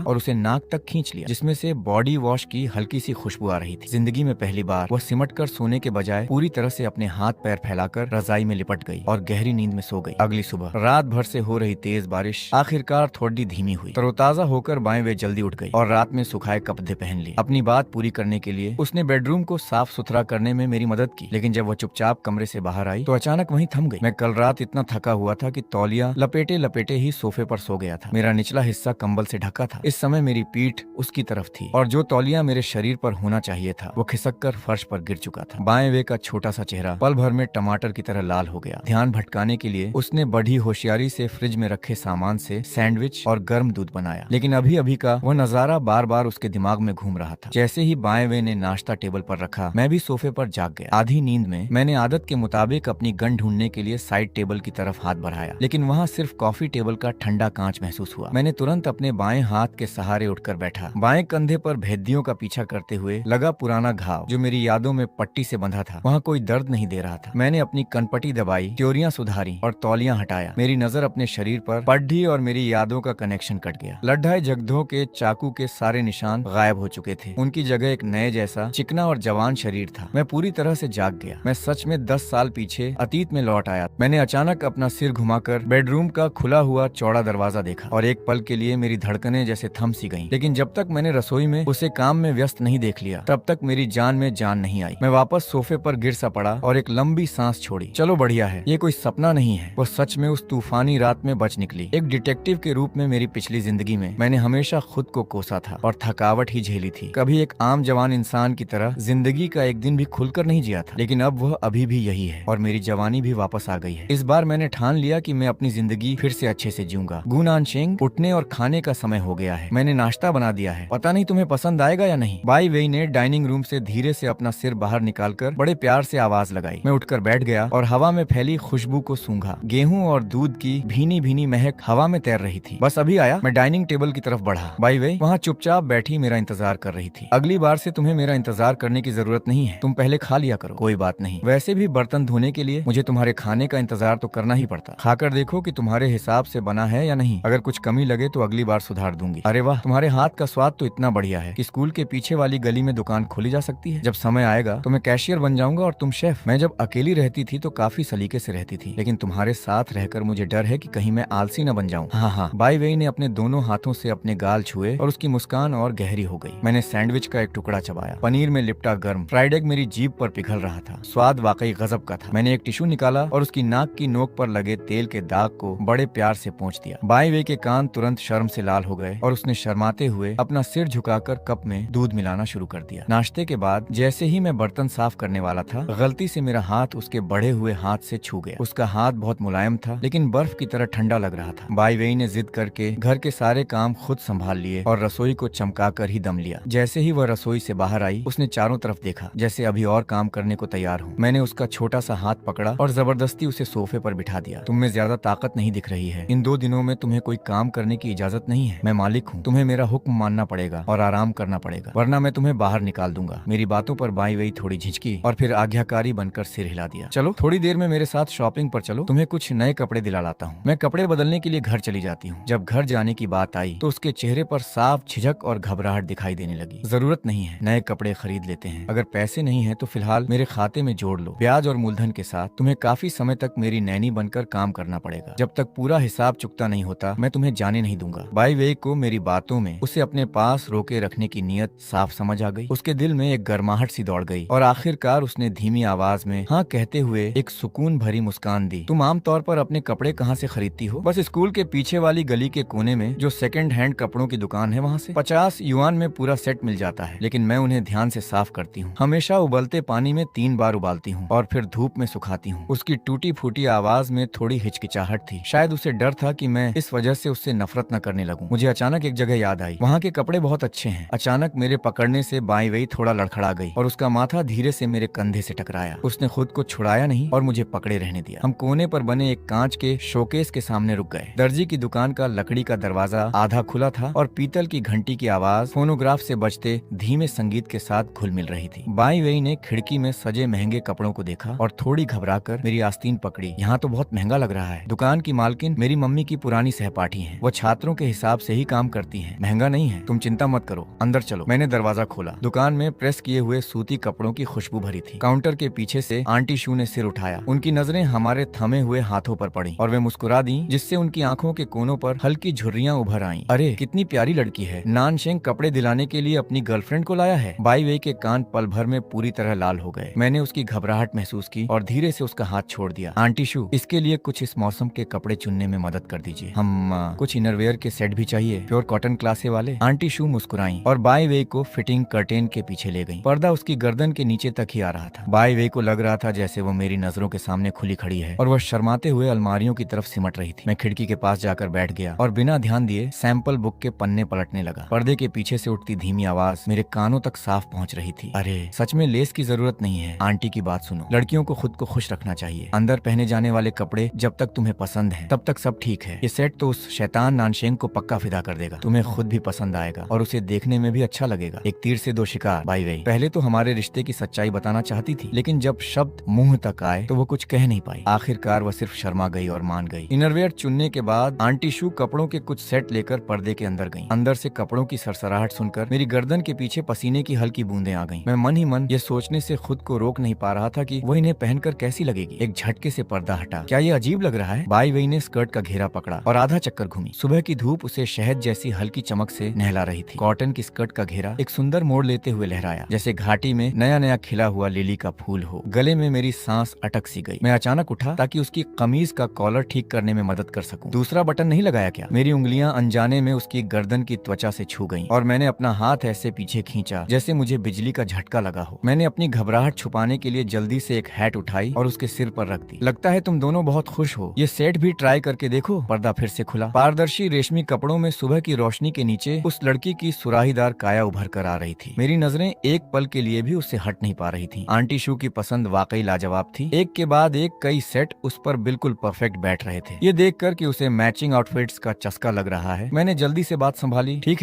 है आंटी शू, अब और मैच मत कराइए। मेरा कार्ड तो खाली होने वाला है। किस बात का डर है? बाद में अपनी मम्मी से पैसे वापस मांग लेना। उन्हें अपनी बहू पर पैसे खर्च करके कितनी खुशी होगी, तुम्हें अंदाजा भी नहीं है। मुझे तो लगा था तुम दोनों ने पहले ही सब पक्का कर लिया है। मैंने उदास सी मुस्कान दी और उनसे बार बार इसे राज रखने को कहा। आंटी शू ने मजाक किया और दोस्ती के नाते 90% का डिस्काउंट दे दिया। बिल चुकाते समय उन्होंने इनरवेयर को अलग से पैक किया और मेरे कान के पास झुककर फुसफुसाई। आंटी शू ने तुम्हारी छोटी गर्लफ्रेंड के फिगर की खूब तारीफ की है। मैंने खांसते हुए लाल पड़े कानों के साथ अपना क्रेडिट कार्ड आगे बढ़ा दिया। आंख के कोने से मैंने बाई वेई को उंगलियों के बल खड़े होकर खिड़की के पास रखी लेस वाली नाइटी को देखते हुए पाया। सुबह की रोशनी रोशनी में वो बेहद मासूम और खूबसूरत लग रही थी। एक पल के लिए मेरी पिछली जिंदगी में मूसलाधार बारिश में पड़ी उसकी लाश की वो भयानक तस्वीर मेरे दिमाग में फिर से कौंध गई। मैंने अचानक अपनी मुट्ठियां भींच ली और दिल ही दिल में कसम खाई, इस जिंदगी में जब तक मैं जिंदा हूँ मैं अपने सामने मौजूद इस खूबसूरती की हर हाल में रक्षा करूंगा। कपड़े समेटने के बाद अब बस बिस्तर का सामान लेना बाकी था। मैं शॉपिंग बैग पकड़े आगे आगे चल रहा था। बाई वेई की चाल थोड़ी धीमी थी। वो आंख के कोने से चुपके से मुझे निहार रही थी। शॉपिंग बैग में रखी पुदीने जैसे हरे रंग की लेस वाली स्कर्ट हवा में हल्की सी लहरा रही थी। फर्नीचर की दुकान चौथी मंजिल पर है, तुम्हें जो पसंद आए चुन लेना, आखिरकार उस पर तुम्हें ही तो सोना है। इस पल हम दोनों बिल्कुल किसी नए शादीशुदा जोड़े की तरह शॉपिंग कर रहे थे। उसके चेहरे पर थोड़ी घबराहट और मिठास साफ झलक रही थी। बिस्तर के सामान की दुकान पर पहुंचकर वहां की पीली गर्म रोशनी ने सब कुछ बहुत खुशनुमा बना दिया था। मैंने शॉपिंग कार्ट को आगे बढ़ाया और उसके साथ साथ चलने लगा। उसे चीजें चुनने के लिए झुकते हुए देखता रहा। मुझे ऐसा एहसास हो रहा था जैसे कोई नया जोड़ा घर का सामान खरीद रहा हो। क्या ये बहुत महंगा होगा? किस बात का महंगा? अगर पसंद है तो पहले इस्तेमाल करके देखो। मैंने सिल्क की एक रजाई उतारी और उसकी बाहों में थमा दी। वो मुस्कुराई और कुछ नहीं बोली। जब मैं नीचे बैठकर भराई की तुलना करने लगा तो उसने चुपके से वो महंगी रजाई वापस रख दी और एक सस्ती हल्के हरे रंग की कॉटन रजाई उठा ली। ये काफी अच्छी लग रही है। अच्छी क्या? इसका कपड़ा तो इतना साधारण है। मुझे एहसास हुआ कि वह कीमत देखकर पीछे हट रही है। मैं खड़ा हुआ और धीरे से उसके माथे पर थपकी दी। अच्छे बिस्तर से नींद अच्छी आती है। वैसे भी आगे चलकर तुम्हें कोई गेस्ट रूम में थोड़ा ही सोना है। हम इसे धोकर साफ रख सकते हैं ताकि मेहमान आए तो उनके काम आ सके। महंगा है तो क्या हुआ, कोई फर्क नहीं पड़ता। हम और गेस्ट रूम में न रुकने वाली इस बात का उसके लिए एक अलग ही मतलब निकल रहा था। वह थोड़ी हैरान और सुध बुध खोई सी लग रही थी। इधर आओ और इस गद्दे का सपोर्ट चेक करके देखो। इससे पहले कि वो कुछ समझ पाती मैंने उसे रेशम की उस मुलायम रजाई में खींच लिया। मैंने कैजुअली उसकी गर्दन के पीछे मेमोरी फोम का एक तकिया लगा दिया और मेरी हथेली ने कपड़ों के ऊपर से ही उसकी कमर को धीरे से सहारा दिया। उस मुलायम बिस्तर पर बाईं वेई के गाल अब हल्के हल्के लाल हो रहे थे। ऐसा लग रहा था जैसे आसपास की हवा में शहद जैसी मिठास घुल गई हो। सब कुछ खरीदने के बाद उसने शॉपिंग कार्ट में रखी हल्के गुलाबी रंग की रजाई को देखा और धीमी आवाज में मेरा शुक्रिया अदा किया। थैंक यू गुनानशेंग। मैं अचानक चलते चलते रुक गया और वह अनजाने में मेरी पीठ से टकरा गई। तुम्हें अब थैंक यू कहने की बिल्कुल जरूरत नहीं है। बातें करने से ज्यादा काम करके दिखाना मायने रखता है। जब तक तुम मेरा सारा उधार नहीं चुका देती तब तक तुम्हें खुद को कुछ भी नहीं होने देना है, किसी भी कीमत पर। हालांकि वो अभी भी थोड़ी उलझन में थी, फिर भी उसने आज्ञाकारी बनकर सिर हिला दिया। चलो चलो अब घर चलते हैं। बिल चुकाने के बाद मैंने दुकान वाले को सामान डिलीवर करने के लिए घर का पता दे दिया। मैं कपड़े उठाकर उसे घर ले आया। जब हम कोने पर बने पुराने किताबों के बाजार के पास से गुजरे तो वहाँ मीठी ओस्मांस वाइन की खुशबू फैली हुई थी। मैंने एक गर्मा गर्म राइस केक खरीदा, उस पर फूंक मारी और उसके मुंह के पास ले गया। उसने एक बाइट लिया। ओस्मांथस की मीठी पंखुड़ी उसकी नाक के कोने पर चिपक गई थी, जिसे मैंने अपने अंगूठे से पोंछ दिया। स्वादिष्ट है, बहुत मीठा है और खुशबू भी बहुत अच्छी है। अगली बार तुम्हें स्नेक स्ट्रीट ले चलूंगा, वहाँ और भी अच्छी अच्छी चीजें मिलती हैं। मेरा वादा सुनकर उसने एकटक नजरों से मेरी पीठ की तरफ देखा। मुझे नहीं पता था कि बचपन में पार्क में किया गया वो वादा उसने आज तक अपने दिल में संभाल कर रखा था। जब हम नाश्ते और टॉयलेटरीज का सामान लेकर घर पहुंचे तो बिस्तर का सामान पहले ही डिलीवर हो चुका था। मैं गेस्ट रूम के फर्श पर घुटनों के बल बैठकर रजाई का कवर चढ़ा रहा था। बाई वेई नया तकिया थामे एक तरफ खड़ी थी। मुझे करने दो, उसने कहा। मैं ही कर लेता हूँ, मैंने जवाब दिया। मुझे डर है कि कहीं तुम खुद ही रजाई के अंदर न सिल जाओ। मैंने तारों और चांद के पैटर्न वाली बेडशीट को झाड़ कर खोला और घूमकर उसे पर्दे की तरह उसके सिर पर उड़ा दिया। अब ये पूरा बिस्तर, ये पूरा कमरा तुम्हारा है, मैंने उससे कहा। जब तक तुम्हारा यहाँ रहने से मन न भर जाए तब तक। इन सीधे सादे शब्दों ने सीधे उसके दिल के सबसे गहरे कोने को छू लिया। वो अचानक मुड़ी। मुझे हवा में एक हल्की सी उदासी की महक महसूस हुई और मैंने ध्यान दिया कि उसके कंधे अन की तरीके से कांप रहे थे। वो रो रही थी, शायद इसलिए क्योंकि पहली बार उसे अपने खुद के घर जैसा एहसास हुआ था। माहौल को थोड़ा हल्का करने के लिए मैंने जानबूझकर मजाक किया। अभी से भावुक मत हो, मैं तुमसे पहले की तरह किराया वसूलता रहूंगा। यहाँ रहना एक बात है, लेकिन तुम्हें ये सोचना होगा कि तुम अपना कर्ज कैसे चुकाओगी। ये सुनकर बाई वेई ने अपनी आंखों के कोने पूछे और मेरी तरफ मुड़ी। उसकी आंखें हल्की लाल थीं, लेकिन उसके चेहरे पर एक बहुत ही प्यारी और चमकदार मुस्कान खिलाई थी। मैं अभी बाई वेई को संभालने में मदद करके हटा ही था और थकान मिटाने के लिए सोफे पर लेटा ही था कि अचानक दरवाजे की घंटी जोर जोर से बजने लगी। बाई वेई इतनी डर गई कि उसने अनजाने में एक कदम पीछे खींच लिया। मेरी पिछली जिंदगी के हादसे के बाद मेरी नसें पहले से ही बहुत तनी हुई थी। मैं जरा सी भी लापरवाही बरतने की हिम्मत नहीं कर सकता था। मुझे डर था कि कहीं अंधेरे में छिपा वो कातिल दरवाजे के ठीक बाहर न खड़ा हो। मैं झटके से उठा और उसे सुरक्षित रूप से अपने पीछे छुपा लिया। एक मिनट रुको, मैं खोलता हूँ। मेरी इस जरूरत से ज्यादा सुरक्षा करने की आदत को देखकर बाई वेई थोड़ी हैरान हुई, लेकिन उसकी आंखों में एक मिठास तैर गई। मैं दरवाजे के छेद पीपहोल के पास ऐसे पहुंचा जैसे किसी खूंखार दुश्मन का सामना कर रहा हूँ, लेकिन बाहर खड़े शख्स को देखकर हैरान रह गया। बाहर झांगयान खड़ा था, वही सबसे बड़ा संदिग्ध जिस पर मुझे फिलहाल सबसे ज्यादा शक था। मेरी पिछली जिंदगी में इस दिन झांगयान कभी मेरे घर नहीं आया था। टाइमलाइन बदल चुकी थी। उसके इस अचानक आने से मेरी सतर्कता चरम पर पहुंच गई। मैंने अपनी तेजी से धड़कते दिल को काबू में किया और दरवाजा खोला। झांगयान, तुम यहाँ क्या कर रहे हो? क्या मैं बिना काम के तुमसे मिलने नहीं आ सकता? कल रात बहुत तेज बारिश और तूफान था और तुम पूरी तरह भीग गए थे। मुझे लगा कहीं तुम्हें जुकाम ना हो जाए, इसलिए मैंने अपनी मम्मी से खास कहकर ठंड भगाने वाला सूप बनवाया और तुम्हारे लिए ले आया। उसके हाथ में थर्मस को देखकर मुझे अचानक एहसास हुआ कल रात बारिश में जाकर उसे समझाने के मेरे कदम ने उसके दिल को छू लिया था और उसी की वजह से ये तितली जैसा असर, बटरफ्लाई इफेक्ट शुरू हुआ था। अपने सामने खड़े इस लड़के को देखकर, जिसकी आंखों में भाईचारे और वफादारी की चमक थी, मुझे समझ नहीं आ रहा था कि मैं क्या प्रतिक्रिया दूं। अचानक मुझे सिर में हल्का सा खालीपन महसूस हुआ। तो फिर गर्म गर्म 2 कटोरी सूप जल्दी से पी लो, उसने कहा। जैसे ही झांगयान अंदर आने वाला था, उसकी नजर अचानक मेरे पीछे छिपी बाई वेई पर पड़ी। वो एक पल के लिए ठिठक गया और उसकी आंखें हम दोनों के बीच तेजी से घूमने लगी। बाई वेई, तुम इसे जानते हो? समझ गया, समझ गया। हेलो भाभी, लगता है मैं आज गलत समय पर आ गया। ये गुड़, अदरक और खजूर का सूप गरम गरम पी लो। ये भाभी की सेहत के लिए भी बहुत फायदेमंद है। मुझे मम्मी की देखभाल के लिए अस्पताल जाना है, तो मैं ज्यादा देर नहीं रुकूंगा। झांगयान मुड़ा और बहुत तेजी से भाग गया। उसकी उस बेफिक्र और सीधी सादी पीठ को देखते हुए मेरे दिल में तरह तरह के जज्बात उमड़ पड़े। मेरे लिए ये यकीन करना बहुत मुश्किल था कि ऐसा वफादार, सच्चा और गहरा इंसान इतना बेरहम कातिल हो सकता है। मैं दिल से यह दुआ करने लगा कि जल्द ही कोई दूसरा असली गुनहगार सामने आ जाए, ताकि मेरे दिल से उस पर से सारा शक मिट जाए। बाई वेई ने उस दिशा में देखा जहाँ झांगयान गया था। सब कहते हैं कि वो स्कूल का बहुत गुंडा लड़का है, पर वो वैसा बिल्कुल नहीं लगता। किसी किताब को उसके कवर से नहीं आंकना चाहिए। उसकी भी अपनी एक कहानी है। बहुत सी बातें वैसी नहीं होती जैसी बाहर से दिखाई देती हैं, मैंने कहा। मैंने थर्मस खोला और अदरक और खजूर की तेज खुशबू मेरी नाक से टकराई। मैंने 2 कटोरियों में सूप निकाला और एक बाई वेई को दे दिया। इसे गरम गरम पी लो, तुम भी कल रात काफी भीग गई थी। मैं देख रहा हूँ कि हाल ही में तुम्हारा चेहरा काफी पीला लग रहा है। इसे पीकर थोड़ी ताकत आएगी। जैसे ही वह तीखा और मीठा सूप उसके गले से नीचे उतरा, एक गर्माहट उसके पूरे शरीर में फैल गई। मैंने हमेशा लोगों को उसके बारे में बुरा बोलते ही सुना था। मुझे उम्मीद नहीं थी कि वो वाकई इतना अच्छा इंसान होगा, उसने कहा। वो बस जिंदगी के हालातों से मजबूर है, वरना वो ऐसा कभी नहीं बनता। मैंने बात खत्म की। जिंदगी के हालातों से मजबूर शब्द सुनते ही बाई वेई के चेहरे की रंगत अचानक फीकी पड़ गई। जाहिर था इन सीधे सादे शब्दों ने उसकी अपनी दर्द भरी जिंदगी के जख्मों को भी कुरेद दिया था। बाई वेई के परिवार के मामले में मुझे सिर्फ एक मोटा मोटा अंदाजा ही था। मेरी पिछली जिंदगी में जब मैं उसके केस की जांच कर रहा था, तो मैंने उसके माँ बाप को ढूंढा था, लेकिन हाथ कुछ खास नहीं लगा था। उसके माता पिता का तलाक हो चुका था और दोनों ने अपना अलग परिवार बसा लिया था। वो हमेशा अपनी माँ के साथ रही थी। इसी वजह से मैं इस नतीजे पर पहुंचा था कि उस तूफानी रात बाई वेई के पास जाने के लिए कोई जगह नहीं थी और वह सहारा तलाश रही थी जिसका सीधा ताल्लुक उसके अपने परिवार से ही था। पिछली जिंदगी में मुझे पड़ोसियों से पता चला था कि उस रात अपने सौतेले पिता से झगड़े के बाद बाई वेई तेज बारिश में घर से भाग निकली थी। ऐसा लगा था कि उसने गुस्से में अपने सौतेले पिता को चाकू मारकर घायल भी कर दिया था। लेकिन जब मैं पूछताछ करने गया तो उन्होंने साफ इनकार कर दिया। उन्होंने कहा कि सौतेला पिता फर्श पर फिसल गया था और गलती से उस चाकू से टकरा गया जिससे माँ सेब छील रही थी। उन्होंने ये भी बताया कि सौतेले पिता ने बाई वेई के फोन में किसी लड़के की फोटो देखकर उसे डांटा था, जिससे बहस शुरू हुई थी। बाई वेई के घर से निकलने के कुछ ही देर बाद वे अस्पताल चले गए थे। सीसीटीवी फुटेज से अस्पताल पहुंचने के समय की पुष्टि हो गई थी, जिससे उनके जुर्म में शामिल होने का शक खत्म हो गया था। तथापि बाई वेई की मौत की खबर मिलने पर सौतेले पिता पर कोई असर नहीं पड़ा था, जबकि माँ वहीं बेहोश हो गई थी और बाद में पूरी तरह मानसिक संतुलन खो बैठी थी। जिस बात ने मुझे सबसे ज्यादा दर्द दिया वह ये थी कि जांच से पता चला कि अपनी माँ का घर छोड़ने के बाद बाई वेई अपने सगे पिता के घर गई थी, लेकिन कुछ ही देर बाद वो वहाँ से भी बाहर आ गई। सीसीटीवी फुटेज में उसका सिर झुका हुआ था और उसकी हालत वहाँ पहुँचने से भी ज्यादा खराब लग रही थी। उस तूफानी रात में उसके सबसे करीबी 2 परिवारों ने एक एक करके उसे ठुकरा दिया था और आखिर में वह मेरे घर आई थी। मैं सोच भी नहीं सकता कि जब उसने मेरा दरवाजा खटखटाया होगा तो उसके दिल पर निराशा के कितने पहाड़ टूटे होंगे। जब भी मैं इस बारे में सोचता हूँ तो मेरे दिल का पछतावा मुझे सुनामी की तरह डुबो देता है। खुशकिस्मती से भगवान ने मुझे दोबारा शुरुआत करने का मौका दिया था और अब मैं उसका हाथ फिर कभी नहीं छोड़ूंगा। मैं गर्म दूध लेकर सोफे की तरफ बढ़ा। बाई वेई कोने में दुबक कर किताब पढ़ रही थी। कमरे की पीली रोशनी में उसका नाजुक सा शरीर चमक रहा था। मैंने देखा कि वह अनजाने में अपनी बाईं कलाई के अंदर बने हल्के गुलाबी आधे चांद जैसे निशान को रगड़ रही थी। इसे पी लो, मैंने इसमें शहद मिलाया है। मैंने गिलास उसकी हथेली में थमाते हुए कहा। वह थैंक यू कहने ही वाली थी, लेकिन मेरी पाबंदी याद आते ही उसने अपने शब्द वापस निगल ली। दूध की भीनी खुशबू के बीच मैंने ध्यान दिया कि वह असल में आई चिंग बदलावों की किताब पढ़ रही थी। मैंने इसे ऐसे ही कैजुअली बुक शेल्फ पर रख दिया था। क्या तुम कोई ज्योतिषी बनना चाहती हो? हाँ, जब मैं ये सीख जाऊंगी तो तुम्हारी किस्मत का हाल बताऊंगी। वो शरारत से मुस्कुराई। अभी हम बात ही कर रहे थे कि अचानक खिड़की के बाहर से गाड़ी के बहुत जोर से ब्रेक मारने की सख्त आवाज आई। बाई वेई की पीठ एकदम से तन गई और हाथ से दूध लगभग छलक ही गया था। मैंने तुरंत उसका कांपता हुआ हाथ थाम लिया। जब यह पक्का हो गया कि खिड़की के बाहर ऐसा कुछ नहीं हुआ है तो मैं उसके पास बैठ गया और बड़े प्यार से उसका हाथ पकड़े रखा। चिंता मत करो, तुम पर अभी भी मेरा कर्ज है। जब तक तुम इसे चुका नहीं देती तब तक तुम्हें कोई अपने साथ नहीं ले जा सकता। ये सुनकर बाई वेई, जो अभी अभी डरी हुई थी, कि दिल की धड़कन और भी तेज हो गई। जब तुम सीख जाओगी तो जरा ये हिसाब लगाना कि क्या हमारी जोड़ी जमती है। मुझे डर है कि कहीं तुम मेरे लिए पनौती न साबित हो। आखिर मैं तुम्हारा कर्जदार जो हूँ। बाई वेई का छोटा सा चेहरा पल भर में लाल हो गया। असल में उसने तो पहले ही चुपके से अपनी और मेरी जन्म तिथियों का मिलान कर लिया था, और हैरानी की बात यह थी कि वे एकदम परफेक्ट मैच थे। तुम कॉलेज के लिए कौन से सब्जेक्ट्स चुनने वाली हो? उसने पूछा। वैसे तो कुछ दिमाग में है पर अभी पक्का नहीं किया है। तुम्हारा क्या इरादा है? मेरा तो बहुत सिंपल है, तुम जहाँ का फॉर्म भरोगे मैं भी वहीं का भरूंगी। तुम पर मेरा इतना बड़ा कर्ज है, अगर मैं तुम्हारे साथ साथ नहीं रहूंगी और तुम कहीं भाग गए तो मेरा तो सब कुछ डूब जाएगा। बाई वेई ने चम्मच को उंगलियों से पकड़ा और कप में धीरे धीरे घुमाने लगी। मेरी मुस्कुराती आंखों में देखते हुए उसके गले में एक मीठा और नम सा एहसास तैर गया। मैं पीकिंग यूनिवर्सिटी या फिर क्योटो मेडिकल यूनिवर्सिटी से साइकोलॉजी की पढ़ाई करना चाहती हूँ। ये दोनों यूनिवर्सिटीज कोई मामूली नहीं है। तुमने अचानक साइकोलॉजी पढ़ने का क्यों सोचा? उसकी माँ के पागल होने की बात अचानक मेरे दिमाग में कौंधी। क्या ऐसा हो सकता है कि उसकी माँ को पहले से ही कोई मानसिक बीमारी रही हो? बाई वेई ने अपना मुंह खोला पर अंत में कुछ भी साफ साफ नहीं बताया। वैसे सब्जेक्ट तो अच्छा है, इसके साथ साथ तुम अपनी मानसिक मजबूती को भी परख सकती हो। मैं बहुत कड़ी मेहनत करूंगी, फिर तो मैं तुम्हें पढ़ाई में ट्यूशन दूंगा। उसने हैरानी से मेरी तरफ देखा। मेरी मौजूदा रैंक क्लास में बस एवरेज ही मानी जाती थी, जबकि वह टॉपर थी। क्या तुम मुझे नीचा समझ रही हो? नहीं, तुम झूठ बोल रहे हो। जब भी तुम झूठ बोलते हो तुम्हारी हिम्मत किसी की आंखों में देखने की नहीं होती और तुम बोलते बोलते अटकते हो। मुझे सब पता है। ये बात सुनकर उसे लगा कि मैं हमेशा से चुपके से उस पर ध्यान देता आया हूँ और उसके दिल की मिठास उस गर्म दूध से भी ज्यादा गहरी हो गई। खुद को साबित करने के लिए मैंने 5 साल के कॉलेज एंट्रेंस एग्जाम्स और 3 साल के मॉक एग्जाम्स वाली किताब निकाली और फटाफट कई पन्ने हल कर डाले, वो भी एकदम सही और तेजी से। असल में मेरी पिछली जिंदगी में असली कातिल को ढूंढने के लिए पीपुल्स पब्लिक सिक्योरिटी यूनिवर्सिटी में एडमिशन लेने की खातिर मैं पागलों की तरह पढ़ा था। वे सवाल मेरी रूह में गहराई तक बस चुके थे। एक टॉपर स्टूडेंट के रूप में मेरी छिपी हुई ताकत देखकर बाई वेई की आंखों में तारीफ की चमक आ गई। तो फिर क्या मुझ पर ट्यूशन फीस का एक और कर्ज नहीं चढ़ जाएगा अगर मैं इसे चुका नहीं पाई तो? उसने पूछा। तो फिर जल्दी से एक कॉन्ट्रैक्ट साइन करो जिसमें तुम खुद को मेरे नाम कर दो। मैंने एक पेन और कागज निकाला और उसकी तरफ बढ़ा दिया। ये तो बस एक मजाक था, लेकिन मुझे उम्मीद नहीं थी कि वह सच में इसे ले लेगी और बड़े गंभीर चेहरे से लिखने के लिए सिर झुका लेगी। मैं देखना चाहता था कि वो क्या लिखती है, पर बाई वेई ने कागज पर सिर्फ बिक्री का इकरारनामा और कॉन्ट्रैक्ट करने वाली पार्टी के तौर पर बाई वेई लिखा और बीच में काफी बड़ी जगह खाली छोड़ दी। वो मुस्कुराई और उसने कागज मुझे वापस थमा दिया। बीच की शर्तें ये कर्जदार खुद अपनी मर्जी से भर लें। तो फिर क्या मैं जो चाहे कर सकता हूँ? तो फिर हुजूर कर्जदार आपको क्या क्या खिदमत चाहिए? वह शरारत से मुस्कुराई। मैं अचानक झुककर उसके कान के काफी पास चला गया। मेरी गर्म सांसें उसके कान के पिछले हिस्से को छू रही थी, जिससे उसे हल्की सी सुरासुरी हुई। सेवाओं को छोड़ो, बस एक हुक्म है। आज रात। ये सुनकर बाई वेई ने घबराकर अपना थूक निकला। 12 बजे तुम्हें सोने जाना होगा। कल सुबह 7 बजे से पहले उठने की इजाजत नहीं है। कल का नाश्ता मैं बनाऊंगा। उसने मुझे एक हैरान नजर से देखा, फिर उसके दिल में एक गर्माहट उतर आई और वह दिल खोलकर मुस्कुरा दी। जी हुजूर कर्जदार साहब। रात ढलने पर मेरे सख्त हुक्म के मुताबिक बाई वेई चुपचाप सोने चली गई। मैंने उसे एक गिलास गर्म दूध दिया। दरवाजा अंदर से लॉक करना चाहो तो कर सकती हो। मैं पीछे हटने लगा। उसने दरवाजे के हैंडल को देखा पर आखिर में लॉक नहीं किया। अपने बेडरूम में लौटकर मैंने एक लंबी सांस ली। पिछली जिंदगी में अपने पछतावे और खुद को कोसने की भावना को दबाने के लिए मैं पागलों की तरह केस सुलझाता रहता था। यहाँ तक कि मैंने अपने उस्ताद के दिए आरामदेह पदों को भी ठुकरा दिया था, सिर्फ इसलिए क्योंकि मुझे डर था कि खाली वक्त मिलते ही मुझे उसकी याद सताने लगेगी। अब 10 साल पीछे लौटकर वो सही सलामत थी और मैं भी आखिरकार आजाद हो चुका था। खुद को थोड़ा दिमागी सुकून देने के बाद मैं गहरी नींद में सो गया। सपने में मैं अपने बचपन के पार्क के एक कोने में पहुंच गया। चीनी मिट्टी की गुड़िया जैसी दिखने वाली एक छोटी सी लड़की सिसक सिसक कर रो रही थी। तुम इस उम्र में भी छोटे बच्चों की तरह क्यों रो रही हो? मैं नहीं रो रही हूँ। क्या किसी ने तुम्हें परेशान किया है? मैं उनसे तुम्हारे सामने माफी मंगवाऊंगा। उस छोटी लड़की ने जल्दी से उसे रोकते हुए कहा कि इसमें दूसरों की कोई गलती नहीं है। छोटे गुनानशेंग ने अपनी माँ का दिया हुआ साफ रुमाल निकाला और बड़े प्यार से उसके आंसू पोंछे। तुम पागलों की तरह मुझे ऐसे क्यों घूर रही हो? उसने गड्ढे के पानी में अपनी परछाई को बड़े मजाकिया तरीके से देखा, जिससे रोती हुई लड़की के चेहरे पर भी मुस्कान आ गई। मेरा नाम गुनानशेंग है। मैं यहाँ अक्सर खेलने आता हूँ। अगर आगे कभी तुम उदास हो तो मुझसे मिलने आ सकती हो। अपनी माँ की पुकार सुनकर वह छोटा लड़का दूर भाग गया। ट्रिंग ट्रिंग ट्रिंग अलार्म बज उठा। मैंने झटके से आंखें खोली और बड़बड़ाया कि मुझे अचानक अपने बचपन का सपना क्यों आया। ठीक उसी वक्त बाई वेई को भी सपने में वही पार्क दिखाई दे रहा था। मेरे मम्मी पापा मुझे फिर से छोड़कर जा रहे हैं। रोना बंद करो। मुझे लगा कोई गंभीर बात हुई है। मेरे मम्मी पापा भी मुझे छोड़कर चले गए हैं, पर मैं तो नहीं रोया। छोटी बाई वेई ने उसे हैरानी से देखा। उसे उम्मीद नहीं थी कि यह छोटा लड़का इतना हिम्मत वाला होगा। उसने उसे अपनी बाहों में लिया और उल्टा उसे ही चुप कराने लगा। जब मम्मी पापा चले जाते हैं तो तुम क्या करती हो? बस दादा दादी के साथ रहती हूँ। बड़े बड़े कहते हैं कि जब उनका काम खत्म हो जाएगा तो वे वापस आ जाएंगे। मैंने सुना है कि मम्मी पापा के जाने के बाद एक नया परिवार बन जाता है और फिर वे मुझे नहीं चाहेंगे। मुझे बहुत डर लग रहा है। छोटे लड़के ने फिर से उसके आंसू पोंछे और उसका हाथ थाम लिया। तो फिर तुम मेरे घर आ सकती हो, मेरा घर काफी बड़ा है। मैंने अपने मम्मी पापा को कहते सुना था कि उन्हें एक बेटी चाहिए, हम एक परिवार बन सकते हैं। इस नादान और मासूम सी बात ने छोटी बाई वेई को फिर से रुला दिया। पता चला कि इस दुनिया में अभी भी उसके लिए एक जगह बाकी थी। हालांकि उसके बाद वो लड़का कभी वापस नहीं आया। उसने शुक्रिया का एक खत छोड़ा और उस जगह दबा दिया जहाँ वे अक्सर मिला करते थे। सपने के आखिर में बाई वेई उस लड़के को दूर जाते हुए देखती रही और उसकी आंखें पहले ही आंसुओं से नम हो चुकी थीं। मैंने गेस्ट रूम का दरवाजा खटखटाया और बाई वेई को जगाया। डाइनिंग टेबल पर मैंने उसके खून और ताकत को बढ़ाने के लिए खास तौर पर लाल खजूर, लाल बीन्स, कमल के बीज और लिली की खीर बनाई थी। उसे एक बिल्ली की तरह गर्मी से डरते हुए खीर पीते देखकर मैं बिना पलक झपकाए उसे घूरने से खुद को रोक नहीं पाया। तुम मुझे ऐसे क्यों देख रहे हो? मुझे अचानक एहसास हुआ कि तुम बिल्कुल वैसी ही दिखती हो जैसी एक छोटी लड़की मुझे बचपन में मिली थी। हम आधे महीने से भी कम समय के लिए साथ खेले थे, जिसके बाद वो कहीं चली गई थी। मुझे लगता है तुम काफी हद तक वैसी ही लगती हो। क्या उसने तुमसे बाय बाय नहीं कहा था? बाई वेई का यह सवाल सुनकर मैं यादों में खो गया। सामने से कोई बाय बाय नहीं हुआ था। मुझे तो तब पता चला जब मुझे एक फटा हुआ छोटा सा खत मिला। वो खत बारिश के पानी से खराब हो गया था और बस आधा ही बचा था। मैंने बाई वेई की तरफ देखा और मुझे ये एहसास और गहरा होने लगा कि वो उसी लड़की से मिलती जुलती है। मैंने उससे पूछा कि क्या वो बचपन में पार्क में किसी छोटे लड़के से मिली थी। वह शरारत से मुस्कुराई और मुझसे अंदाजा लगाने को कहा। इस पल बाई वेई का मूड साफ तौर पर खुशी से झूम रहा था। आखिरकार उसे समझ आ गया था कि जब मैंने पहली बार उसका नाम सुना था तो मेरी कोई खास प्रतिक्रिया क्यों नहीं हुई थी, क्योंकि उसके नाम वाला खत फट चुका था। ये जानकर कि मैं असल में उसे हमेशा याद रखता था, उसने अपने स्वभाव से हटकर थोड़ी जिद दिखाई और मुझे सीधा जवाब नहीं दिया। मुझे लगता है तुम वो नहीं हो, मैंने कहा, क्योंकि तुम उससे कहीं ज्यादा खूबसूरत हो। उसका छोटा सा चेहरा एकदम लाल होते देखकर मैं गर्व से मुस्कुरा दिया। नाश्ते के बाद मैंने उसे एक नया मोबाइल फोन दिलाने ले जाने की तैयारी की। आखिर मैं उसे दिन के 24 घंटे अपने साथ बांध कर तो नहीं रख सकता था। साथ ही मैं ये भी सोच रहा था कि दूसरी सिटी में रह रही अपनी माँ से पैसे मांगने के लिए कैसे बात करूं। कल रात कपड़े और महंगे बिस्तरों का सामान खरीदने के बाद मेरे क्रेडिट कार्ड की लिमिट खत्म हो चुकी थी। मैंने अभी 5,000 उधार मांगने का मैसेज भेजा ही था, पर मुझे उम्मीद नहीं थी कि मेरी माँ सीधे 50,000 ट्रांसफर कर देंगी। माँ का भेजा मैसेज देखकर कम पड़े तो माँ को बताना, अच्छे से डेट करो। मैं बेबसी से मुस्कुरा दिया। ऐसा लगा जैसे आंटी शू ने पहले ही मेरी माँ को यह खबर दे दी थी कि मैं एक लड़की को इनर वैल्यूएबल्स दिलाने ले गया था। इतने मजबूत पैसों के सपोर्ट के साथ मुझ में तुरंत आत्मविश्वास आ गया। रविवार को करने के लिए कुछ नहीं है, क्या तुम कहीं जाना चाहती हो? मैंने पूछा। मैं पुराने शहर वाले इलाके के पार्क में टहलने जाना चाहती हूँ। पुराने शहर का पार्क? क्या ये ठीक वही जगह नहीं थी जहाँ मैं उस समय की उस छोटी बच्ची से मिला था? उसकी अभी अभी कही हुई बातें, उसकी मिली जुली पारिवारिक पृष्ठभूमि और झूठ बोलते वक्त रुकने की वह छोटी सी आदत, क्योंकि उसमें लोगों की आंखों में देखने की हिम्मत नहीं थी। सभी बातें इस पल बिल्कुल सटीक बैठ रही थी। मेरे दिल में एक तेज कंपन दौड़ गया। मेरी पिछली जिंदगी में उसकी मौत के बाद मेरी दुनिया अंधेरे में डूब गई थी और मेरे पास अपने बचपन को याद करने का समय ही नहीं था। अब ध्यान से सोचने पर पता चला कि वह उस समय की वही छोटी बच्ची थी। वहाँ का पार्क पतंग उड़ाने के लिए अच्छा है, रास्ते में खरीद लेते हैं, उड़ाने के बाद हम स्नैक स्ट्रीट जा सकते हैं। मैंने सुझाव दिया। ठीक है, मैंने अभी तक पतंग नहीं उड़ाई है। उसे सिर्फ इसलिए किसी बच्चे की तरह खुश देखकर कि वो पतंग उड़ा सकती है, मेरा दिल दया से भर गया। एक आम इंसान की रोजमर्रा की जिंदगी उसके लिए एक दुर्लभ अनुभव थी। मैंने मन ही मन चुपचाप कसम खाई कि चाहे उसने कितनी भी रंगीन खुशियां खोई हों, मैं एक एक करके उसकी भरपाई करूंगा। बाहर जाने से पहले चलो पहले तुम्हारे लिए एक मोबाइल फोन खरीद लेते हैं। अगर तुम फोन पास नहीं रखोगी और कुछ हो गया तो मैं तुम्हारा कर्जदार तुम्हें ढूंढने कहाँ जाऊंगा। ये लचर बहाना सुनकर वह मुस्कुराई और उसने सिर हिला दिया। फोन स्टोर का कांच का दरवाजा खोलते ही क्लर्क ने उत्साह पूर्वक डस्ट कवर हटाया और हमें युवा जोड़ों के लिए सही एक गुलाबी रंग का फोन लेने की सलाह दी। संबोधन का यह शब्द सुनकर बाई वे ने शर्माते हुए अपनी स्कर्ट के हल्के हरे रंग के छोर को भींच लिया। मैंने 4,088 युआन की कीमत वाले उस गुलाबी फोन की तरफ इशारा किया। उसे प्राइस टैग को टकटकी लगाए देखते देखकर मैंने हाथ बढ़ाकर उसकी नजर के सामने अपनी हथेली ला दी। उन चीजों को मत देखो जो तुम्हें नहीं देखनी चाहिए। कर्जदार का फैसला ही आखिरी होता है। क्लर्क एक डिस्प्ले मॉडल ले आया ताकि हमें सिखा सके कि सेल्फी कैसे लेते हैं। व्यू फाइंडर मेरी साइड प्रोफाइल पर घुमा। बाई वे ने घबराकर शटर दबाया, लेकिन फोटो में मेरे कपड़ों के कोने का केवल आधा हिस्सा ही आया। अच्छी सेल्फी लेने के लिए तुम्हें इतना करीब आना होगा। मैंने झुककर उसका हाथ थाम लिया। मेरी हथेली की गर्मी उसके हाथ के पिछले हिस्से से होती हुई उसकी त्वचा में समा गई। मैंने लगभग उसकी कनपट्टी के पास शटर दबाया। स्क्रीन चमक उठी। तस्वीर में उसका सिर थोड़ा ऊपर की ओर झुका हुआ था और मेरी साइड प्रोफाइल उसके बालों से सटी हुई थी। हमारे पीछे का कांच हमारे आपस में उलझे हुए साये को दिखा रहा था। कोई भी यही सोचता कि हम एक युवा जोड़ा है जो चुपके से सेल्फी ले रहा है। फोन खरीदने के बाद क्लर्क ने मुफ्त में कपल के इनिशियल्स उकेरने का सुझाव दिया। तो ये उकेर दो, JNCM, मैंने कहा। बाई वे ने भ्रम से भरे चेहरे के साथ इन अक्षरों को देखा। पहले 3 अक्षर मेरे नाम के पिनैन के आद्याक्षर थे, लेकिन आखिरी 2 का क्या मतलब था। जैसे ही हम स्टोर के दरवाजे से बाहर निकले, वो अभी भी गहरी सोच में डूबी हुई टकटकी लगाए देख रही थी और चौखट पर फिसलते फिसलते बची। मैंने हाथ बढ़ाकर उसे संभाला और अपनी बाहों में समेट लिया। मेरी नाक का सिरा उसके बालों की हल्की खुशबू से घिर गया। देखकर चलो पगली लड़की, जल्दी बताओ, वरना मैं इसके बारे में सोचना बंद नहीं कर पाऊंगी। उसने बहुत कम दिखने वाले नटखट अंदाज में मेरी आस्तीन खींचते हुए कहा, ठीक है, मैं हार मानता हूँ। क्या मैं तुम्हारा कर्जदार नहीं हूँ? MM का मतलब है माई मास्टर। बेशक इसके दूसरे मतलब भी निकाले जा सकते हैं। बाईवे को अचानक समझ आया और फिर लगा कि उसने किसी और मतलब के बारे में सोच लिया था। उसके दिल की धड़कन अचानक तेज हो गई और उसका गोरा नाजुक चेहरा फिर से पूरी तरह से लाल हो गया। बाईवे के उस शर्माए हुए रूप को देखकर मैं मन ही मन मुस्कुराया। उसने जरूर माई मैन सोचा होगा। मैंने इस बात को उजागर नहीं किया। ये हीन भावना से भरी लेकिन उम्मीदों से भरी छोटी लड़की की छुपी हुई बात, उसका ये रूप इस पल बेहद भावुक कर देने वाला था। बस पुराने शहर के इलाके की ओर झटके खाते हुए बढ़ रही थी, वही जगह जहां हमारे बचपन के दिन एक दूसरे से जुड़े थे। मैंने एक ईयरबड निकाला और धीरे से उसके कान में लगा दिया। क्या तुमने ये गाना सुना है? ज़्वांग ज़ियाहुआ का डोंट क्राई माई डियरेस्ट। मुझे ये काफी पसंद है। उसी पल यादों का एक बहुत बड़ा सैलाब मेरे दिमाग में कौंध गया। मेरी पिछली जिंदगी में मैंने उसकी दर्दनाक मौत के शोक में रात रात भर अनगिनत बार ये गाना सुना था। उसके बोल, आज की रात मैं ब्रह्म कमल की तरह खिलता हूँ, सबसे खूबसूरत पल में मुरझा रहा हूँ, बिल्कुल उसकी तकदीर की भविष्यवाणी की तरह थे। ईयरफोन में लेई टिंग का एक जादुई और उदासी भरा कवर वर्जन बज रहा था। बाईवे सुनती रही और उसकी आंखों से चुपचाप आंसू बहने लगे। मुझे नहीं पता था कि अपनी पिछली जिंदगी में उसने अनगिनत बार छत पर जाकर अपनी जिंदगी खत्म करने के बारे में सोचा था। वह उसके बचपन के उस छोटे लड़के की परछाई ही थी जिसने उसे अब तक संभाले रखा था। अब ये आंसू उसकी पिछली उदासी को आखिरी विदाई दे रहे थे। जैसे ही मैं दुख में खोया हुआ था, एक नरम हाथ ने धीरे से मेरे गाल को छुआ। बाईवे की आंखों में एक असहनीय दर्द झलक रहा था, बिल्कुल वैसा ही जैसा हमारे बचपन में होता था। वो अचानक आगे झुकी और उसने मुझे कसकर गले लगा लिया। उस लड़की की पीठ से आती गर्मी मेरी यादों में मौजूद उस छोटी बच्ची से मिल गई जिसने मुझे पार्क में ढांढस बंधाया था। मैंने खुद को उससे अलग नहीं किया। काश ये वक्त यहीं ठहर जाए। सुबह की धूप कार की खिड़की से छन कर आ रही थी, जिससे हमारे दिलों में लंबे समय से जमा हुआ कोहरा छंट रहा था। बस से उतरते ही पुराने शहर के इलाके की हवा अपने साथ कपूर के पत्तों की ताजा खुशबू ले आई। आसपास नाश्ते की दुकानें, साइकिल की घंटियों की आवाजें, कुछ भी नहीं बदला था। चलो गली में पतंग खरीदने चलते हैं। बाईवे एक जिज्ञासु बच्चे की तरह मेरे ठीक पीछे पीछे चलने लगी। हम पतंग के एक स्टॉल के सामने रुके। उसकी नजरें गुलाबी रंग की तितली वाली पतंग पर टिक गई। क्या आप दोनों युवा जोड़े एक एक पतंग लेना चाहते हैं? ये नीले रंग वाली बिल्कुल सही मैच है। अगर हम 2 उड़ाएंगे तो मुझे उसका हाथ छूने का मौका कैसे मिलेगा? स्टॉल का मालिक मेरी बात पर हंस पड़ा और बाईवे ने अपना मुंह ढककर धीरे से छुटकुला समझा। पुरानी हिचकिचाहट काफी हद तक दूर हो गई थी। चेहरे पर बहती हवा के साथ मैं पतंग लेकर आगे भागा और उड़ाने का तरीका दिखाने लगा। तेज भागो। मेरे मार्गदर्शन में तितली वाली पतंग आखिरकार हवा के साथ ऊपर उठने लगी। बाईवे ने आसमान की ओर देखने के लिए अपना सिर उठाया। उसकी आंखें एक अनोखी चमक से चमक रही थी। कोशिश करना चाहती हो? मैंने चक्री उसके हाथों में थमा दी। अचानक हवा तेज हो गई और वह डगमगा गई। मैंने स्वाभाविक रूप से उसे पीछे से थाम लिया। मेरी गर्म हथेली ने उसके हाथ के पिछले हिस्से को ढक लिया और हमारी उंगलियां एक दूसरे से रगड़ खाने लगी। मुझे उसके बालों से चमेली की खुशबू महसूस हुई। गुआन शेंग, मुझे याद है जब हम छोटे थे तुम हमेशा कहते थे कि बादल कॉटन कैंडी की तरह दिखते हैं और तुम छकना चाहते थे कि वे कैसे होते हैं। अब मुझे उससे भी बेहतर कुछ मिल गया है। वह तुम हो, क्योंकि तुम्हारी मुस्कान कॉटन कैंडी की तरह नरम और मीठी है। जैसे ही हम मीठी बातें कर रहे थे, मैंने अचानक पास में एक जाने पहचाने शख्स को उकड़ू बैठे देखा। जियांग यान, तुम यहाँ क्या कर रहे हो? जियांग यान एक पल के लिए सहम गया। ओह पुराने गु, कुछ नहीं, बस एक दोस्त का इंतजार कर रहा हूँ। उसने हंसकर बात टाल दी। जियांग यान की नजर का पीछा करते हुए मैंने देखा कि वो एक पोनीटेल वाली लड़की को टकटकी लगाए देख रहा था, जो अपने पिता के बारबेक्यू स्टॉल पर मदद कर रही थी। उस लड़की को देखकर मुझे अचानक अपनी पिछली जिंदगी में जियांग यान और उससे जुड़ी दर्दनाक घटना याद आ गई। मेरी पिछली जिंदगी में जियांग यान और इस लड़की को एक दूसरे से प्यार हो गया था। एक स्कूल के गुंडे के रूप में अपनी छवि के कारण उसके पिता के मन में बैठे पूर्वाग्रह को दूर करने के लिए जियांग यान ने बहुत मेहनत की थी। उसने अपने बाल छोटे करवा लिए, अपने टैटू मिटवाने का दर्द सहा, अपने बुरे दोस्तों से दूरी बना ली, स्मोकिंग छोड़ दी और यहाँ तक कि साफ सुथरे कपड़े पहनने लगा। हालांकि चाहे वो कितना भी बदल गया हो, लड़की के पिता की नजर में वो हमेशा एक दुष्ट भेड़िया ही था जो उनकी बेटी की भावनाओं को छलने की कोशिश कर रहा था। लड़की को जियांग यान के लिए बुरा लगा। वह गुस्से में घर छोड़कर उसके घर रहने चली गई। जियांग यान की माँ भले ही खुश थी, अक्सर लड़की को वापस जाने और अपने पिता से प्यार से बात करने के लिए समझाती थी। कौन जानता था कि लड़की के पिता न केवल समझे नहीं बल्कि सीधे पुलिस को उनके दरवाजे पर ले आए। सभी पड़ोसियों के सामने उन्होंने जियांग यान को उसकी बेटी की साख खराब करने के लिए जोर जोर से डांटा और उस पर बलात्कार का केस करने की धमकी दी। जियांग यान की माँ पहले से ही गंभीर यूरेमिया और अन्य बीमारियों से पीड़ित थी। इस घटना घटना से स्तब्ध होकर वह बहुत ज्यादा चिंतित और क्रोधित हो गई और मौके पर ही दम तोड़ दिया। लड़की का पिता पूरी तरह से हक्का बक्का रह गया। वह असल में सिर्फ जियांग यान को डराना चाहता था, लेकिन उसे अंदाजा नहीं था कि इसका नतीजा किसी की मौत होगा। एक बहुत अच्छी शादी पल भर में एक जानलेवा दुश्मनी में बदल गई। जियांग यान की माँ ही उसका एकमात्र सहारा थी। इस असीम दुख और गुस्से ने उसे लगभग उसी वक्त अपनी जान की बाजी लगाने पर मजबूर कर दिया था। हालांकि बाद में लड़की के पिता को पछतावा हुआ और उन्होंने हार मान ली, लेकिन जियांग यान अपने जमीर के खिलाफ जाकर उस आदमी की बेटी के साथ कैसे रह सकता था जिसने उसकी माँ की जान ली थी। आखिरकार दोनों के रास्ते अलग हो गए। इसके कुछ ही समय बाद जियांग यान ने पढ़ाई छोड़ दी और यह शहर छोड़ दिया। वर्षों बाद जब एक मामले की जांच के दौरान मेरी उससे अचानक मुलाकात हुई तो वह फटेहाल कपड़ों में एक आवारा बन चुका था जो पुल के नीचे सोता था। वह पागल हो चुका था, सिर्फ एक ही वाक्य दोहराता रहता था। उसकी माँ का एक हत्यारा दुश्मन था और वह बदला लेना चाहता था। उस अत्यधिक दर्द ने उसकी मानसिक स्थिति को पूरी तरह तबाह कर दिया था। वो भूल गया था कि बदला कैसे लिया जाता है और अपनी बाकी जिंदगी सिर्फ पागलपन में बिता सकता था। उस समय के उसके मूर्खतापूर्ण रूप को याद करते हुए मुझे जो दर्द महसूस हुआ वो बाएं वे की त्रासदी को देखने से किसी भी तरह कम नहीं था। इसलिए भले ही मेरी पिछली जिंदगी में सारे सबूत उसी की तरफ इशारा कर रहे थे, मुझे पक्का यकीन था कि वह निश्चित रूप से उस तरह का माफी न देने योग्य दुष्ट कातिल नहीं था। क्योंकि भगवान ने मुझे सब कुछ नए सिरे से शुरू करने का एक मौका दिया था, तो मैं इस त्रासदी को खुद को दोहराते हुए बिल्कुल नहीं देख सकता था। मैंने जियांग यान को 1 लाख युआन के भगोड़े वाले इनाम का सुराग देने का प्लान बनाया। पुलिस स्टेशन के सम्मान के साथ उसके प्रति लड़की के पिता का पूर्वाग्रह निश्चित रूप से आधे से ज्यादा कम हो जाएगा। याना जी, क्या बात है ओल्ड गू, मैं तुम्हें कल स्कूल में बताऊंगा, मैंने कहा। जियांग यान ने उलझन में दिखते हुए अपना सिर खुजलाया। जब हम बात कर रहे थे तो एक छोटे बच्चे का हाथ पकड़े हुए एक लड़का वहाँ से गुजरा। मुझे देखते ही वह तुरंत वहीं जम गया। येत्सी, क्या इत्तेफाक है, अपने भाई को टहलाने निकले हो? येत्सी ने बिना कोई भाव दिखाए सिर हिलाया। ऐसा लगा कि उसे समझ नहीं आ रहा था कि मेरा सामना करते वक्त कौन सा भाव चेहरे पर लाए। हेलो गु भैया। उसका भाई येशी बहुत मीठा था। क्योंकि मैंने उसके भाई की मदद की थी इसलिए वो मेरे काफी करीब था। तुम दोनों शाउत्सी बहुत अच्छा है, मैंने मुस्कुराते हुए कहा और येशी के सिर को सहलाने के लिए हाथ बढ़ाया। हालांकि बाईवे ने बड़ी बारीकी से महसूस किया कि जिस तरह से येत्सी मुझे देख रहा था वह सही नहीं था। जब मैंने येशी को छुआ तो येत्सी की आंखों में एक बेकाबू सी तड़प और सनक दिखाई दी। वो मेरे करीब आ पाने के लिए अपने भाई से बेहद जल रहा था। काश वो उसकी जगह ले पाता। उस तीव्र भावना ने उसके पूरे शरीर को हल्का सा कंपा दिया। बाईवे इस डरावनी और सनक भरी नजर से डर गई। वो समझ नहीं पा रही थी कि यह बेहद दुश्मनी थी या किसी तरह की असहज करने वाली भलाई। बाईवे की नजर को महसूस करते हुए येत्सी ने अचानक अपना सिर घुमाया। उसकी आंखें तेजी से उसे घूरने लगी। बाईवे चौंक गई, एक कदम साइड में हुई और मेरी आस्तीन को मजबूती से पकड़कर मेरे पीछे छुप गई। मैंने अपना सिर उठाया और येत्सी की तरफ देखा। उसने तुरंत अपना सारा दबाव समेट लिया और वापस उसी बेजान उदास रूप में आ गया। मैं भी नहीं समझ पा रहा था कि वह पूरा दिन अपने दिमाग में क्या सोचता रहता है। तुम लोग चलना जारी रखो, मेरा पेट भर गया है, मैं पहले निकलता हूँ। येत्सी ने अपने शरीर को थोड़ा आगे झुकाते हुए अजीब तरह से सिर हिलाया। बाईवे, क्या तुम्हारा सच में पेट भर गया है? कल हमारा स्कूल है, आज रात जल्दी सो जाना। मैं तुम्हारे लिए देर रात का नाश्ता नहीं बनाऊंगा। ये सुनकर येत्सी की पुतलियां बहुत बड़ी हो गई। उसने अपना मुंह कुछ पूछने के लिए खोला, लेकिन आखिरकार उसे बंद कर लिया। मेरा पेट भर गया है, चलो चलते हैं। बाईवे येत्सी से थोड़ी डरी हुई लग रही थी। वो मुझे तेजी से स्नैक स्ट्रीट से दूर खींच कर ले गई। जब तक उसके भाई ने उसकी आस्तीन नहीं हिलाई। भैया भैया, तब तक येत्सी ने गली के छोर से अपनी नजरें नहीं हटाई थी। उसने अपने परिवार की तरफ एक दुर्लभ सौम्य मुस्कान दिखाई। बाईवे का पेट बहुत ज्यादा भर गया था। वो सोफे पर बैठकर धीरे धीरे अपने पेट को सहला रही थी। मैं उसके बगल में बैठ गया, उसके दोनों छोटे हाथों को पकड़ा, उन्हें उसके पेट पर एक के ऊपर एक रखा और उसे हाथ पकड़कर घड़ी की सुई की दिशा में गोल गोल घुमाते हुए पेट सहलाना सिखाया। मेरे इस धैर्यवान और गंभीर रूप को देखकर बाईवे शर्मा गई। इस गर्माहट भरे माहौल ने उसे अपने सगे माता पिता के घर से भी ज्यादा आरामदायक महसूस कराया। मैं उसके लिए शहद, पुदीना और नींबू का पानी बनाने रसोई में गया। इस दौरान सोफे पर बैठी बाई वे अचानक कुछ पाने और खोने के डर में डूब गई। उसके अपने परिवार के लंबे समय के दबाव ने उसे इस बात से डरा दिया था कि उसके सामने ये सपने जैसी खूबसूरती कहीं एक झूठा बुलबुला तो नहीं है। वह इस बात से घबराई हुई थी कि जब वो कल उठेगी तो उसे फिर से उसी ठंडे घर का सामना करना पड़ेगा। मैंने उसकी अस्वाभाविकता को महसूस किया, उसके पास गया और उसका बुखार चेक करने के लिए अपना माथा उसके माथे से लगा दिया। ये पुष्टि करने के बाद कि उसे बुखार नहीं है, मैं उसके बगल में बैठ गया। ये लो शहद नींबू का पानी। मैंने पाचन में मदद के लिए थोड़ा पुदीना मिलाया है। मैंने चाय निकालने के लिए चीनी मिट्टी के चम्मच का इस्तेमाल किया और धीरे धीरे इसे उसके होठों तक ले गया। वह शुरू में शर्मिंदा थी और इसे खुद पीना चाहती थी, लेकिन उसके पेट भरे होने के एहसास को न बढ़ाने के बहाने मैंने उसे जबरदस्ती एक एक चम्मच करके पिलाया। चाय के हर घूंट के साथ एक खट्टा मीठा गर्म एहसास आसानी से उसकी खाने की नली से होता हुआ उसके पेट तक चला गया। बिना किसी अधीरता के मेरी सौम्य हरकतों को देखते हुए बाईवे की आंखों में आंसू आ गए। उसके दिल में लंबे समय से जमा हुआ अवसाद और असुरक्षा सुरक्षा के इस मजबूत एहसास से धीरे धीरे पिघल रही थी। उस रात बाईवे बहुत शांति से सोई। अपने सपने में उसने अपने स्वर्गीय दादा दादी को देखा। खुशी के आंसुओं के साथ उसने उन्हें बताया कि वो एक बहुत बहुत अच्छे लड़के से मिली है। सपने के अंत में उसने मेरा हाथ पकड़ा और हवा में अपने दादा दादी को अलविदा कहा। जैसे जैसे लंबे समय से जमा हुआ मनोवैज्ञानिक आघात धीरे धीरे ठीक हो रहा था, उसकी मनस्थिति भी धीरे धीरे बदल गई। आखिरकार उसे लंबे समय से खोई हुई शांति और सुकून मिल गया। अगली सुबह बाई वे नाश्ता बनाने के लिए जल्दी उठ गई। उसकी व्यस्त दिनचर्या को देखते हुए मुझे लगा कि वो पूरी तरह से बदल गई है। उसका मूड बहुत अधिक खुशमिजाज और आशावादी हो गया था। नाश्ते के बाद हमने अपनी स्कूल यूनिफॉर्म पहनी और एक साथ बाहर निकल गए। बाई वे, चलो अगले कुछ दिनों में तुम्हारे घर से तुम्हारा सामान यहाँ शिफ्ट करने का थोड़ा समय निकालते हैं। घर शब्द सुनते ही बाई वे साफ तौर पर हिचकिचाई। उसकी उंगलियां कसकर भींच गईं। वो बस ये नहीं जानती थी कि उन दो टूटे हुए परिवारों का सामना कैसे करे। मैंने उसके ठंडे बाएं हाथ को कसकर पकड़ लिया, अपनी हथेली की गर्माहट उसमें पहुंचाते हुए कहा, चिंता मत करो, तुम्हें अपने परिवार के विरोध करने की परवाह करने की जरूरत नहीं है। मेरे पास उन्हें रोकने का एक तरीका है। गुआन शेंग, मैं सच में फिर कभी वापस नहीं जाना चाहती। उसने बदले में मेरा हाथ पकड़ लिया। उसकी आंखें शुद्ध भरोसे और तीव्र लालसा से भरी थीं। मुझ पर भरोसा रखो, मैं तुम्हें वापस नहीं जाने दूंगा। अब तुम पर मेरा कर्ज है। जब तक तुम इसे चुका नहीं देती, तुम्हें दूर जाने की इजाजत नहीं है। बाई वे मुस्कुराई और उसने सिर हिला दिया। अपनी जिंदगी में सबसे उज्जवल रोशनी देखने के बाद आखिरकार उसमें उस अंधेरे से पूरी तरह बाहर निकलने की हिम्मत आ गई थी। दूसरे दिन बाई वे और मैं कंधे से कंधा मिलाकर स्कूल गए। जोर जोर से पढ़ने की आवाज से क्लासरूम गूंज रहा था। जैसे ही बाई वे और मैं अपनी सीटों पर बैठे, हमारी बेंचमार्क साथी सुजिन गपशप वाले चेहरे के साथ हमारी तरफ झुकी। वे, मैंने सुना है कि तुम लोग कल एक साथ नाइट मार्केट गए थे और ये एक कपल की तरह बहुत मीठा था, क्या ये सच है? बाई वे शर्म से लाल हो गई। हैरान होकर मैंने हाथ बढ़ाकर सुजिन के गाल को खींचा, जो धूप की वजह से सुनहरे किनारे से चमक रहा था। तुम्हें ये किससे सुनने को मिला? सच सच बताओ। आह, दर्द हो रहा है, दर्द हो रहा है। ये येत्सी के भाई येशी ने कहा था। उसने कहा कि तुम एक सुंदर लड़की के साथ डेट पर थे। मैंने मजबूरी में हाथ छोड़ दिया। क्लास के जिन कुछ लड़कों ने ये गपशप सुनी, उन्होंने भी मजाक उड़ाना शुरू कर दिया। मैंने उन पर एक सख्त नजर डाली और हर कोई अपनी सुबह की पढ़ाई जारी रखने के लिए शांत हो गया। तभी क्लासरूम के दरवाजे पर अचानक एक अभी भी आकर्षक अधेड़ उम्र की औरत दिखाई दी। मैंने देखा तो वो असल में बाई वे की सगी माँ थी। उन्हें देखते ही बाई वे का शरीर अचानक अकड़ गया और वो अनजाने में मदद के लिए मेरी तरफ मुड़ी। होमरूम टीचर दरवाजे पर गईं और उनसे कुछ बातें की। फिर क्लासरूम की तरफ मुड़कर देखा। बाई वे, तुम्हारी माँ तुमसे मिलने आई है। मेरी तसल्ली बख्श नजर पाकर बाई वे ने एक गहरी सांस ली, उठी और क्लासरूम के दरवाजे की तरफ बढ़ गई। जैसे ही वो बाहर निकली, उसकी माँ ने एक माफी मांगने वाला चेहरा बनाया और टीचर ही से कुछ वाक्य कहे। टीचर ही चालाकी से क्लासरूम में वापस आ गए। अपनी सीट पर बैठे बैठे मेरी नजर खिड़की से बाहर गई। दरवाजे से थोड़ी दूर खड़ी बाई वे ने पूरा समय अपना सिर झुकाए रखा, आंखें नीचे की रहीं और होंठ कसकर भींचे रखे, जबकि उसकी माँ सामने खड़ी होकर लगातार बोलती रही। काफी देर बाद उसकी माँ ने रूखेपन से एक वाक्य फेंका और सीधे जाने के लिए मुड़ गई। बाई वे, जिसमें मेरे वादे की वजह से सुबह कुछ ताजगी आई थी, अपनी सीट पर वापस लौटते ही साफ तौर पर बहुत उदास दिखाई दी। उसने थोड़ी असहजता से मेरी तरफ देखा। मैंने ज्यादा कुछ नहीं पूछा, बस उसे एक मजबूत और अर्थपूर्ण मुस्कान दी। मेरी मुस्कान देखकर उसके तने हुए कंधे थोड़े ढीले हो गए और उसका चेहरा धीरे धीरे थोड़ा शांत हो गया। बाई वे, तुम्हारी माँ तुमसे क्या चाहती थी? कुछ नहीं, बस घर के कुछ मामलों के बारे में बात कर रही थी। बड़ों के मामले हैं, बच्चों को इतना नहीं पूछना चाहिए। सुबह की पढ़ाई के बाद मैं तुम्हें पार्टी करने के लिए स्कूल की दुकान पर ले चलूंगा। अब अच्छी बच्ची बनो और अपनी किताब पढ़ो। मैंने अपनी किताब से सुजिन के गपशप करने वाले सिर को हल्के से थपथपाया। इस मौके का फायदा उठाकर बाई वे को उसकी परेशानी से बाहर निकाला। लेकिन मेरे दिल में मैंने अगले कदम की योजना पहले ही बना ली थी। चूंकि उसके सगे परिवार का कोहरा एक साये की तरह उसके पीछे लगा हुआ था, तो मुझे उसके साथ खुले तौर पर और कानूनी रूप से खड़े रहने के लिए और ज्यादा जरिया हासिल करना होगा। जब सुबह की पढ़ाई खत्म होने वाली थी, मैं सीधा पोडियम पर गया और टीचर ही के कान में धीमी आवाज में एक गुजारिश की। तुम्हारी उम्र में तुम्हें अभी भी अपनी पढ़ाई पर ध्यान देना चाहिए, उन्होंने कहा। टीचर, क्यों न हम एक शर्त लगाएं? अगर मैं इस हफ्ते के मिड टर्म एग्जाम में क्लास के टॉप 10 में आ जाता हूँ, तो आप मुझसे वादा कीजिए कि आप मुझे सीट बदलने देंगे और उसके बगल में बैठने देंगे। क्लास के टॉप 10 की बात सुनकर टीचर, उसकी शांत आंखें तुरंत चमक उठी। वह सख्त नहीं थी। अगर तुम टीनेज की इस नासमझी को जी तोड़ पढ़ाई की लगन में बदल सको, तो ये उसके लिए उल्टा एक प्लस पॉइंट ही होगा। मुझे तुम्हारी हिम्मत पसंद आई। ठीक है, जब तक तुम टॉप 10 में आती रहोगी, मैं इस बात से सहमत हूँ। मैं मुस्कुराया और उसके साथ पिंकी प्रॉमिस किया। अपनी सीट पर लौटकर मैंने तुरंत अपनी अंग्रेजी की किताब खोली और लगभग पागलों की तरह पढ़ाई करने लगा। मेरे साथ बैठने वाले हुआंग माओ ने मुझे ऐसे देखा जैसे मैं कोई मॉन्स्टर हूँ और हैरानी से चिल्लाया कि मुझे अचानक पढ़ाई का ऐसा चस्का कैसे लग गया। मैंने उसे अनदेखा कर दिया, क्योंकि मुझे पता था कि यह एक ऐसा खेल था जिसे मुझे हर हाल में जीतना था। जैसे ही सुबह की रीडिंग खत्म हुई, मैंने अपना वादा निभाया और बाई वे ऑफ सुजिन को स्कूल की दुकान पर ले गया। सुजिन ने 10 युआन के स्नैक्स चुने, क्योंकि वह थोड़ी देर पहले उसके गाल खींचने का बदला लेना चाहती थी। ये देखकर कि बाई वे का मूड अभी भी ठीक नहीं था, मैंने शेल्फ से एक लॉलीपॉप उठाई और उसे थमा दी। अपने शुगर लेवल को ठीक करने के लिए कुछ मीठा खा लो, इससे तुम्हें बेहतर महसूस होगा, मैंने कहा। याद है ना, मैंने आज सुबह तुमसे क्या कहा था? स्कूल के बाद मैं सब कुछ संभाल लूंगा। लॉलीपॉप हाथ में पकड़े बाई वे ने कुछ गहरी सांसें ली और आखिरकार उसके चेहरे पर एक खिली हुई मुस्कान दुकान आ गई, जो अब जबरदस्ती बनाई हुई नहीं लग रही थी। जैसे ही हम दुकान से बाहर निकले, मैंने झांग यान को बेफिक्र अंदाज में एक क्यारी पर बैठे देखा। उसकी आंखें एक पोनीटेल वाली लड़की पर टिकी थी, जो पास ही एक बारबेक्यू स्टॉल पर मदद कर रही थी। शाम ढलते ही वो इतना खोया हुआ था कि उसे हमारे पास आने का पता ही नहीं चला। यान जी, अगर तुम ऐसे ही घूरते रहे तो देर सबेर तुम्हें स्टॉकर समझ लिया जाएगा। झांग यान अचानक होश में आया। हमें देखकर वो हकलाते हुए बोला, ओल्ड गू भाभी। इस बात से बाईवेई एक बार फिर शर्मा गई। मैंने बाईवेई और सुजिन से कहा कि वे पहले क्लास में वापस चली जाएं। मैं मुड़ा और झांग यान के बगल में बैठ गया। जब मैंने तुम्हें पकड़ ही लिया है तो तुम्हारा भाई तुम्हें एक टिप देता है। लड़की पटाना सिर्फ एक बात पर टिका है, सच्चाई। लेकिन मुझे जिस बात की चिंता है वो ये नहीं है कि क्यू डेनान तुम्हें स्वीकार नहीं करेगी, बल्कि उसके बेहद पुराने ख्यालात वाले पिता हैं। वो तुम्हारे इस गुंडे वाले गेटअप को बिल्कुल पसंद नहीं करेंगे। झांग यान का चेहरा तुरंत उदासी से भर गया। मेरी पिछली जिंदगी में इस अड़ियल पूर्वाग्रह की वजह से ही झांग यान की माँ की क्यू के पिता द्वारा पैदा की गई चिंता के कारण मृत्यु हो गई थी और झांग यान आखिरकार पागलपन की गर्त में चला गया था। इस जिंदगी में मैं इस त्रासदी को खुद दोबारा दोहराते हुए नहीं देख सकता। मेरे पास उनकी सोच बदलने का एक तरीका है। मैंने कहा, मुझे 1,00,000 युआन के इनाम वाले एक भगोड़े का सुराग पता है। तुम पुलिस स्टेशन जाओ और इसकी रिपोर्ट करो। जब पुलिस उस बंदे को पकड़ लेगी तो यह बड़ा श्रेय तुम्हारा होगा। जब तुम्हारे पास पुलिस स्टेशन की तारीफ और स्कूल से सराहना पत्र होगा और फिर भी क्यू के पिता तुम्हारे कप डीडीओ पर उंगली उठाएंगे, तो तुम बस इतना कहना कि केस सुलझाने में मदद करने के लिए तुम एक अपराधी की तरह ड्रेस पहनकर अंडरकवर गए थे। वो यकीनन तुम्हें एक नई इज्जत से देखेंगे। अरे बाप रे ओल्ड गू, तुम्हारा ये प्लान तो कमाल का है, झांग यान चिल्लाया। और 1,00,000 युआन का इनाम हम आधा आधा बांट लेंगे, मैंने जवाब दिया। तुम 50,000 ले लेना, इससे तुम्हारी आंटी के मेडिकल बिलों का बोझ कम हो जाएगा और तुम्हारे पास लड़की के पीछे जाने के लिए ज्यादा वक्त होगा। जानकारी एकदम पक्की है, क्या तुम तैयार हो? मेरे दिल में तुम मेरे सगे भाई हो, झांग यान ने अपने आंसू रोकते हुए कहा। तुम्हारी बात के बाद अब कुछ और कहने को नहीं बचा। मैंने अभी झांग यान के साथ प्लान फाइनल किया ही था कि मैंने क्यू डेनान को हिम्मत जुटाकर हमारी तरफ आते देखा। मैं चुपके से देखने के लिए समझदारी से कोने में हट गया। 1.8 मीटर लंबा झांग यान क्यू डेनान के सामने आने पर उतना ही घबराया हुआ था जितना कि कोई गलती करने वाला प्राइमरी स्कूल का बच्चा। यहाँ तक कि वो बोलते समय हकला भी रहा था। पता चला कि क्यू डेनान ने एक बार एक मुसीबत से बाहर निकलने में उसकी मदद के लिए पुलिस को फोन किया था। उसने शुरुआत में सोचा था कि अफवाहों वाला ये स्कूल का गुंडा एक खूंखार बदमाश है, लेकिन उसे उम्मीद नहीं थी कि वो वास्तव में एक सीधा साधा और भीरू बंदा निकलेगा। झांग यान को लड़की के पीछे पीछे जाते देखकर मेरे पिता समान दिल को आखिरकार राहत मिली। जैसे ही मैं मुड़ा, मैंने ये छी को थोड़ी दूर चुपचाप खड़े देखा। पिछली शुक्रवार की रात के लिए मुझे सच में बहुत अफसोस है, मैंने कहा। क्या तुम उसके बाद ठीक हो? मैं ठीक हूँ, ये छी ने जवाब दिया। मैं तुम्हें ये वापस लौटा रहा हूँ। मैंने इसे ड्राई क्लीन करवा लिया था। मैं इसे तुम्हारे पास ले आऊंगा। मैंने वो साफ धुला हुआ रुमाल लिया और उसके कंधे को थपथपाते हुए कहा कि जब भी उसे किसी चीज की जरूरत हो वो मुझसे संपर्क कर सकता है। फिर मैं मुड़ा और क्लास में वापस चला गया। जैसे ही मैंने क्लास में कदम रखा, सुजिन के विरोध के बावजूद मैंने वो चॉकलेट छीन ली जो उसने चुपके से अपनी डेस्क में छिपाई थी। मैंने आखिरी टुकड़ा बाईवेई को दे दिया। बाईवेई ने धीरे से चॉकलेट को आधा तोड़ा और आधा सुजिन के साथ शेयर किया। क्लासरूम जवानी की जीवंत हवा से भरा हुआ था। अपनी सीट पर वापस बैठकर मैंने अपना फोन निकाला और मुझे अपनी माँ से फैक्स किया हुआ डॉक्यूमेंट मिला। Naini employment contract. कॉन्ट्रैक्ट की शर्तें साफ थीं। मुफ्त रहने और खाने के साथ 6,000 युआन का मासिक वेतन। इसमें शारीरिक और मानसिक स्वास्थ्य को खतरे में डालने वाले काम करने पर सख्त पाबंदी थी। इस कॉन्ट्रैक्ट को देखकर मैंने एक लंबी सांस ली। ये सिर्फ एक नौकरी का कागज नहीं था, ये एक कानूनी ढाल थी जिसे मैंने बाईवेई के लिए खास तौर पर तैयार किया था। जब तक वो इस कॉन्ट्रैक्ट पर दस्तखत करती है जिससे ये साबित होता है कि वो 18 साल से ऊपर है और उसके पास स्वतंत्र रूप से रहने के लिए काफी सैलरी है, उसके माता पिता की गार्जियनशिप अब उसमें दखल नहीं दे सकती या उसका शोषण नहीं कर सकती। चूंकि वे दो परिवार उसे अपनापन नहीं दे सके, इसलिए मैं कानूनी तरीकों का इस्तेमाल करके उसे खुद उस अंधेरे दलदल से बाहर निकालूंगा। ये कंफर्म करने के बाद कि कॉन्ट्रैक्ट में कोई गलती नहीं है, मैंने भगोड़े की पूरी जानकारी झांग यान को भेज दी। खिड़की के बाहर खिली हुई धूप को देखकर मुझे लगा कि बाईवेई और मेरी नई जिंदगी अब सच में शुरू हो रही थी। स्कूल खत्म होने के तुरंत बाद जैसे ही हम स्कूल के गेट पर पहुंचे, बाईवेई का शरीर अचानक सहम गया। वो अनजाने में मेरे पीछे छिपते हुए एक तरफ हट गई। मैंने उसकी नजरों का पीछा किया और उसके सगे पिता बाई चेंगफेंग को वहाँ खड़े देखा। मुझे लगा कि बाईवेई 2 दिनों से घर नहीं गई थी और उसकी माँ को आज सुबह स्कूल में वो नहीं मिली, इसलिए वो मुड़कर अपने पिता के पास चली गई। मैं यहाँ हर बात के लिए हूँ, मैंने कहा। अगर तुम मुझसे बात करना चाहती हो तो करो, अगर नहीं करना चाहती तो मैं संभाल लूंगा। तुम्हें किसी बात की चिंता करने की जरूरत नहीं है। वसूलती बयार में कागज की तरह पीले पड़े बाईवेई के चेहरे ने 2 गहरी सांसें ली और धीरे धीरे अपने तने हुए शरीर को ढीला किया। जैसे ही हम आगे बढ़े वो मेरे पीछे पीछे चलने लगी। हमने जानबूझकर बाई चेंगफेंग को अनदेखा किया और सीधे स्कूल के गेट से बाहर निकल गए। हालांकि हम ज्यादा दूर दूर नहीं गए थे कि पीछे से तेज कदमों की आवाज सुनाई दी। बाई वेई रुको, वो चिल्लाया। तुम्हारी माँ ने कहा कि तुम 2-3 दिनों से घर नहीं आई हो। आखिर चल क्या रहा है? बाई चेंगफेंग ने बाई वेई से सवाल किया, लेकिन उसकी आंखें चुपचाप मुझे ऊपर से नीचे तक नाप रही थी। बाई वेई ने अपने होंठ भींच लिए। उसका पूरा शरीर कांप रहा था और वो एक शब्द भी नहीं बोल पा रही थी। मैंने बिल्कुल संकोच नहीं किया। उसके पिता के ठीक सामने मैंने मजबूती से उसका ठंडा हाथ थाम लिया। इस नजारे ने बाई चेंगफेंग को हैरान कर दिया। बाई वेई ने भी हैरानी और आंखों में डर लिए मेरी तरफ देखा। उसे डर था कि उसका पिता इसके लिए मुझे नुकसान पहुंचाएगा। क्या चल रहा है? आपको बहुत अच्छी तरह पता होना चाहिए कि क्या चल रहा है, मैंने उससे कहा। शुक्रवार की रात को हुई भारी बारिश में उसके पास सिर छिपाने के लिए एक छत तक नहीं थी जहाँ वो बारिश से बच सके। और आप मुझसे पूछ रहे हैं कि क्या चल रहा है? तुम कौन होते हो? उसने तीखे स्वर में पूछा। मैं इसका क्लासमेट हूँ। उसका हाथ छोड़ो। मेरे परिवार की बाई वेई से दूर रहो। आपका परिवार? इतनी भयंकर बारिश वाले दिन आप अपनी सगी बेटी को बाहर भीगते हुए देखना पसंद करेंगे बजाय इसके कि उसे एक रात के लिए अंदर आने दें। ये उसका घर कैसे हुआ? इस स्वार्थी और ठंडे ढोंगी का सामना करते हुए मेरा उसकी कोई इज्जत रखने का इरादा नहीं था। बेवकूफ, तुम किस तरह के इंसान हो? क्या तुम्हारी जगह मुझे पाठ पढ़ाने की है? क्या तुम्हें हमारे पारिवारिक मामलों में दखल देने का कोई हक है? अभी के अभी हाथ छोड़ो, वरना मैं तुम्हारे टीचर्स और पेरेंट्स के पास जाऊंगा। ठीक है, मैं अभी अपने पेरेंट्स को फोन क्यों न कर लूं? मैंने पलट कर कहा। अगर आप उनसे भी डांट सुनना चाहते हैं तो मुझे कोई दिक्कत नहीं है। तुम एक आवारा स्टूडेंट हो। अगर तुम हाथ नहीं छोड़ोगे तो मैं पुलिस को बुला रहा हूँ। गलत पुलिस रिपोर्ट दर्ज कराने पर आपको हिरासत में लिया जा सकता है। सरकारी तंत्र आपकी पर्सनल बॉडीगार्ड नहीं है। मैं आपको सलाह दूंगा अंकल कि आप शांत हो जाएं। बहस में न जीत पाने के कारण बाई चेंगफेंग ने बाई वेई को जबरदस्ती खींचने के लिए सीधे अपना हाथ आगे बढ़ाया। मेरी आंखें ठंडी हो गईं। एक झटके के साथ मैंने उसकी कलाई पकड़ ली। पिछली जिंदगी में पुलिस फोर्स में रहते हुए मैंने जिस पकड़ की तकनीक की प्रैक्टिस की थी उसने मुझे एक नॉर्मल हाई स्कूल स्टूडेंट से कहीं ज्यादा ताकत दी थी। बाई चेंगफेंग के मुंह से दर्द की एक दबी हुई कराह निकली। मैं अभी आपको सिर्फ 3 बातें बताने जा रहा हूँ, ध्यान से सुनिए। मैंने कहा, पहला, बाई वेई की कस्टडी उसकी माँ के पास है। आपको उसे जबरदस्ती कंट्रोल करने या छूने का कोई हक नहीं है। कृपया अपना हाथ हटाइए। दूसरा, जब उसे सुरक्षा की सबसे ज्यादा जरूरत थी तब आपने बेबस होकर उसे बारिश में धकेले जाते देखा। आज आपके पास यहाँ खड़े होकर ढोंगी साधु बनने की क्या औकात और चेहरा है। तीसरा, वो अब बालिग हो चुकी है और खुद अपना खर्च उठाने की काबिलियत रखती है। उसे आपकी खैरात की जरूरत नहीं है। अगर और कोई बात न हो तो हमें अभी खाना खाने जाना है। Good bye. बोलने के बाद मैंने सीधे और मजबूती से उसका हाथ झटका। अगर आपने दोबारा हमें परेशान करने की हिम्मत की तो मैं बैनर लेकर आपकी कंपनी पहुंच जाऊंगा और आपके सहकर्मियों और सीनियरों को सुनाऊंगा कि आपने कैसे अपनी सगी बेटी को मूसलाधार बारिश वाली रात में बेघर छोड़ दिया था। मुझे लगता है कि इससे आपके प्रमोशन पर बहुत बड़ा असर पड़ेगा। मैंने इस स्वार्थी इंसान की कमजोर नस को एकदम सटीक पकड़ा था। बाई चेंगफेंग पूरी तरह से अपनी जगह पर सुन्न पड़ गया। मेरी बातों ने उसे बेजबान कर दिया था। चलो चलते हैं। घर के रास्ते में बाई वेई बीच बीच में मेरी तरफ देखती रही। उसे मैं जाना पहचाना भी लग रहा था और अजीब भी। मुझमें एक ऐसे बड़ेपन का एहसास था जो किसी हाई स्कूल के छात्र में बिल्कुल नहीं होता। सॉरी बाई वेई, अभी मेरा अपने जज्बातों पर से काबू छूट गया था और मैंने तुम्हारी भावनाओं का ख्याल रखे बिना तुम्हारे पिता को खरी खोटी सुना दी। मुझे अचानक थोड़ा पछतावा हुआ। आखिरकार वो उसका सगा पिता था। मेरी सीधी भिड़ंत शायद उसे बीच में किसी मुश्किल स्थिति में डाल सकती थी। मैं बहुत खुश हूँ, सच में बहुत खुश हूँ, उसने कहा। उसने धीरे से मेरी हथेली को दबाया। उसकी उंगलियां अनजाने में मेरे हाथ के पिछले हिस्से को सहला रही थी। उसने अपनी आंखें नीची कर ली। आपको अपने सामने खड़े देखना, बिना झिझके मेरे लिए बोलते देखना, भले ही आप अभी सिर्फ एक हाई स्कूल के स्टूडेंट हैं, फिर भी मेरे पिता से सीधे टकराने की हिम्मत दिखाई। मैं सच में बहुत खुश हूँ। उसने अपना सिर उठाया और मुझे आखिरकार एहसास हुआ कि किसी मोड़ पर उसका चेहरा आंसुओं से भर चुका था। मैंने रुमाल निकाला और धीरे से उसकी हल्की लाल आंखों को पूछा, अगर तुम खुश हो तो रो क्यों रही हो? वो कुछ नहीं बोली, बस उसने मुझे एक बेहद खूबसूरत मुस्कान दिखाई। उन आंसुओं में बीते कल से पूरी तरह मुक्ति और एक नई जिंदगी की खुशी छिपी थी। पागल लड़की एक पल रोती है और अगले ही पल हंसने लगती है, लेकिन रोने में कोई बुराई नहीं है। रोने के बाद मुस्कुरा पाना ही तो असली सेहत की निशानी है। मेरे इन मीत भरे शब्दों को सुनकर बाई वेई ने महसूस किया कि उसके दिल में हमेशा से जमी बर्फ आखिरकार पूरी तरह पिघल गई थी। घर लौटकर मैंने राइस कुकर से अरबी और सुअर की पसलियों के चावल से भरे 2 कटोरे परोसे। ये बहुत ज्यादा है, मैं इसे खत्म नहीं कर पाऊंगी, उसने कहा। एक तरह की भूख होती है जिसे कहते हैं तुम्हारे मालिक को लगता है कि तुम्हें भूख लगी है, चुपचाप खा लो। अगर तुम 200 पाउंड की भी हो जाओगी तब भी मैं तुम्हें यहीं रहने दूंगा। अगर तुम सच में मोटी हो जाती हो तो ज्यादा से ज्यादा ये होगा कि मैं एक सख्त कोच बनकर तुम्हारा वजन घटाने में मदद करूंगा। अपने फिगर को लेकर खुद को तकलीफ मत दो। थोड़ी गोल मटोल लड़कियां ज्यादा क्यूट लगती हैं, सुजिन की तरह, जिसके गाल खींचना बहुत अच्छा लगता है। तो अगर मैं खा खा कर गोल मटोल हो गई तो क्या आप भी रोज मेरे गाल खींचकर मुझे परेशान नहीं करेंगे? मैं ऐसा करने की हिम्मत कैसे कर सकता हूँ? मैं मुस्कुराया। वैसे भी अब तुम मेरी एम्प्लॉय हो। अगर मैंने तुम्हें परेशान किया तो ये वर्क प्लेस बुलिंग होगा। तुम श्रम विभाग में मेरी शिकायत कर सकती हो और मैं हर्जाना भी नहीं भर पाऊंगा। हमारा तो कोई कॉन्ट्रैक्ट भी नहीं है। मैं आप पर केस करने के लिए किस चीज का इस्तेमाल करूंगी? किसने कहा कि नहीं है? मैंने अपना कटोरा और चम्मच नीचे रखा, फैक्स मशीन के पास गया और उसे एक कागज थमा दिया। मैंने तुम्हारे लिए यह सेल डीड बहुत पहले ही तैयार कर ली थी। खाना खत्म करने के बाद इस पर साइन कर देना। बाई वेई ने कुछ हैरानी के साथ कॉन्ट्रैक्ट पर नाम देखा। आपकी मम्मी? क्या आपने अपनी मम्मी को बताया? इसे कानूनी रूप से सही बनाने के लिए इसे उनकी तरफ से ही जारी होना था। मैंने समझाया। क्या उन्होंने कुछ और भी कहा? हाँ कहा। उन्होंने कहा कि अगर मैं तुम्हारा ठीक से ख्याल नहीं रख पाया तो वह मुझे नौकरी से निकाल देंगी। खास तौर पर यह क्लॉज देखो, रोजमर्रा की जिंदगी का ख्याल रखना। मिसाल के तौर पर अगर रात को बिस्तर पर मुझे बहुत ठंड लगे तो मुझे गर्म रखने की जिम्मेदारी तुम्हारी होगी। एक नजर में ही कोई भी बता सकता है कि यह गैर वाजिब शर्तें हैं। इस तरह की स्पेशल सर्विस के लिए अलग से पैसे लगते हैं। ये देखकर कि वह पहले की तरह झिझकने वाली और शर्मीली नहीं रही, बल्कि मेरे साथ मजाक करना भी सीख गई है। मैं अपनी हंसी नहीं रोक पाया। आजादी के इस कागज ने आखिरकार उसे पूरी तरह से मेरी हिफाजत में ला खड़ा किया था। खाने की मेज की हवा में एक अपनेपन की गर्माहट थी। बाई वेई ने मेज पर रखे कागजों को पलटा। उसने पहले सोचा था कि यह मेरी तरफ से बस एक कैजुअल मजाक था, लेकिन उसने पाया कि शर्तें हैरान कर देने वाली हद तक बारीकी से लिखी गई थी। आप सच में मुझे यहाँ लिखी सैलरी देने की योजना तो नहीं बना रही हैं, है ना? इस पर काले और सफेद अक्षरों में दस्तखत है। जाहिर है इसका कानूनी असर होगा। अगर आपने पैसे नहीं दिए तो मैं बाद में आप पर केस कर सकती हूँ। मुझे हर्जाने का कई गुना भुगतान करना पड़ेगा। ऐसा नहीं चलेगा। ये कॉन्ट्रैक्ट, शायद हमें इस पर साइन नहीं करना चाहिए। उसकी घबराई हुई हालत देखकर मैंने आराम से दूध की एक घूंट ली। मेरे दिमाग में पहले से ही एक प्लान था। ये कॉन्ट्रैक्ट हमारे आपस में घर घर खेलने के लिए नहीं है। इसका असली मकसद भविष्य में तुम्हारे माता पिता की तरफ से आने वाली किसी भी संभावित मुश्किल से निपटना है। माता पिता शब्द सुनते ही मैंने गौर किया कि उसके कंधे अनजाने में थोड़े सिमट गए। उसकी आंखों में उलझन भर गई। मेरे माता पिता? इसका उनसे क्या लेना देना? भले ही तुम अभी अभी बालिग हुई हो, लेकिन जब तक तुम्हारी एक स्टेबल कमाई नहीं होती तुम तब तक उनके पूरे कंट्रोल में हो। मैंने समझाया। लेकिन सिविल कोड के आर्टिकल 18 के मुताबिक जब तक तुम्हारे पास अपनी आजीविका चलाने के लिए काफी और स्टेबल कमाई है, तुम्हें नागरिक अधिकारों के लिए पूरी तरह काबिल माना जाता है। मैंने जल्दी से अपने फोन की स्क्रीन स्वाइप की, प्रासंगिक कानूनी धारा निकाली और उसे थमा दी। सीधे शब्दों में कहें तो जब तक ये नौकरी मौजूद है तुम्हें अपने माता पिता के हर जबरदस्ती के दखल को खारिज करने का कानूनी हक है। अगर वे तुम पर दबाव डालते हैं तो तुम खुद को बचाने के लिए कानून का इस्तेमाल कर सकती हो। क्या ये सच है? बाहर के लोग सोच भी नहीं सकते थे कि उस तरह की ठंडी घरेलू हिंसा ने उसे किस कदर मायूसी में ढकेल दिया था। अब कानूनी धारा को देखकर मैंने आखिरकार उसकी आंखों का धुंधलापन पूरी तरह छंटते देखा, जिसमें एक अनोखी ताजगी चमक रही थी। अब तुम्हें इसके फायदे पता चल गए ना? खाना खाने के बाद एक अच्छी लड़की की तरह इस पर दस्तखत कर देना। लेकिन महीने के 6000 युआन सच में बहुत ज्यादा हैं। मेरी मम्मी तो महीने के सिर्फ 3000 कमाती हैं। मैं नैनी के तौर पर इतना अच्छा काम कभी नहीं कर पाऊंगी। ऐसा करें, हम इसे आधा कर दें। पगली लड़की, तुम मेरा खाना खाती हो और मेरे घर में रहती हो। क्या मुझे आखिरकार तुमसे ये पैसा वापस वसूल नहीं करना पड़ेगा? ये नंबर तो सिर्फ बाहर वालों को दिखाने के लिए लिखा गया है। ये सारा पैसा आखिरकार मेरा ही होना है। ओह, तब तो मुझे राहत मिली। उसे तुरंत सहज होते और अपने कटोरे में से चावल और पसलियों के बड़े बड़े कौर लेते देखकर मानो चावल का एक एक दाना बेहद मीठा हो गया हो। मैं उसे दोबारा छेड़े बिना नहीं रह सका। मैं तुमसे मजाक कर रहा हूँ। मैं तुम्हारा एक भी पैसा कम नहीं करूंगा। अगर तुम्हें लगता है कि यह बहुत ज्यादा है तो तुम अपनी सैलरी का इस्तेमाल भविष्य में घर के सारे खर्च उठाने के लिए कर सकती हो, जिससे मुझे पूरी तरह से एक ऐश करने वाले इंसान की तरह रहने का एहसास मिले। ठीक है, मैं बाई वेई वादा करती हूँ, अब से मैं अपनी खुद की सैलरी का इस्तेमाल अपने क्लासमेट गू को जिंदगी भर खिलाने पिलाने और कपड़े पहनाने के लिए करूंगी। इस वीडियो को सबूत रहने दीजिए। खाने के बाद बेहतरीन मूड में उसने कॉन्ट्रैक्ट पर साइन कर दिए, यहाँ तक कि वो गुनगुनाती हुई खुशी खुशी किचन में गई, खुद ग्लव्स पहने और बर्तन धोने लगी। लिविंग रूम में दोबारा खामोशी छा गई। मुझे अचानक वे आराम देने वाली जड़ी बूटियां याद आईं जो मैं कल रात अपने दादा दादी के घर से लाया था। बुजुर्गों ने कहा था कि इन्हें तकिए के नीचे रखने से नींद बहुत अच्छी आती है। कल मैं बहुत बिजी था और इसके बारे में बिल्कुल भूल ही गया था। मैं गेस्ट रूम में गया। बिस्तर उसने बहुत करीने से बनाया हुआ था और हवा में एक हल्की सी खुशबू थी। मैं सीधे खिड़की के पास गया और बेफिक्री से तकिया उठाया। मेरी नजरें वहीं जम गईं। तकिए के नीचे शांति से एक ठंडी फ्रूट नाइफ रखी हुई थी। मेरी पुतलियां अचानक सिकुड़ गईं। ये चाकू लगभग पूरी तरह से मेरी पिछली जिंदगी में फॉरेंसिक डॉक्टर द्वारा बताए गए उस कत्ल के हथियार से मेल खाता था जिससे उसकी जान ली गई थी। यह यकीनन मेरे घर का चाकू नहीं था जिस वक्त से वो बारिश में सड़कों पर भटक रही थी, और जब तक वह यहाँ पहुंची वो पूरे रास्ते इस चाकू को अपने पास पूरी हिफाजत से लिए हुए थी। मेरी पिछली जिंदगी की अनगिनत तस्वीरें मेरे दिमाग में तेजी से कौंध गईं। खुदकुशी की गुंजाइश पूरी तरह से खत्म हो चुकी थी क्योंकि जख्म का एंगल पूरी तरह से गलत था। लेकिन अगर कत्ल का हथियार वो खुद अपने साथ लाई थी तो वे लोग जिन्हें मैंने शक के दायरे से बाहर कर दिया था क्योंकि उनके पास कोई हथियार नहीं था, वो सताया हुआ ये छी, वे गुंडे, राह चलता बेघर इंसान, डिलीवरी वाला या कोई भी इंसान जो उस रात उसके पास से गुजरा था, चूंकि हथियार उसके अपने पास था, उस रात उस इलाके से गुजरने वाला कोई भी इंसान उससे वो चाकू छीनकर वारदात को अंजाम दे सकता था। मेरी मेरी पिछली सारी थ्योरी इस एक पल में पूरी तरह से पलट चुकी थी। नानचेंग, मेरा ये चाकू। बर्तन धोने के बाद वो न जाने कब दरवाजे पर आकर खड़ी हो गई थी। मुझे हाथ में तकिया लिए सुन्न खड़े देखकर और फिर बिस्तर पर रखे चाकू को देखकर उसकी आंखों में अचानक गहरा खौफ छा गया। वो इस डर से कांपने लगी कि कहीं मैं उसे गलत न समझ लूं। कोई बात नहीं, तुम्हें मुझे सफाई देने की जरूरत नहीं है। बाहर अकेले रहने पर किसी लड़की में सुरक्षा को लेकर इतनी समझ होना अच्छी बात है। मैंने उसे कसकर अपनी बाहों में भींच लिया, उसकी घबराहट और बेबसी को महसूस किया और अपनी गहरी आंखों के पीछे मैं अपनी पिछली जिंदगी के इस उलझे हुए केस की हर जानकारी को पागलों की तरह खंगाल रहा था। इस जिंदगी में मैं कसम खाता हूँ, मैं इस त्रासदी को किसी भी हाल में दोबारा नहीं होने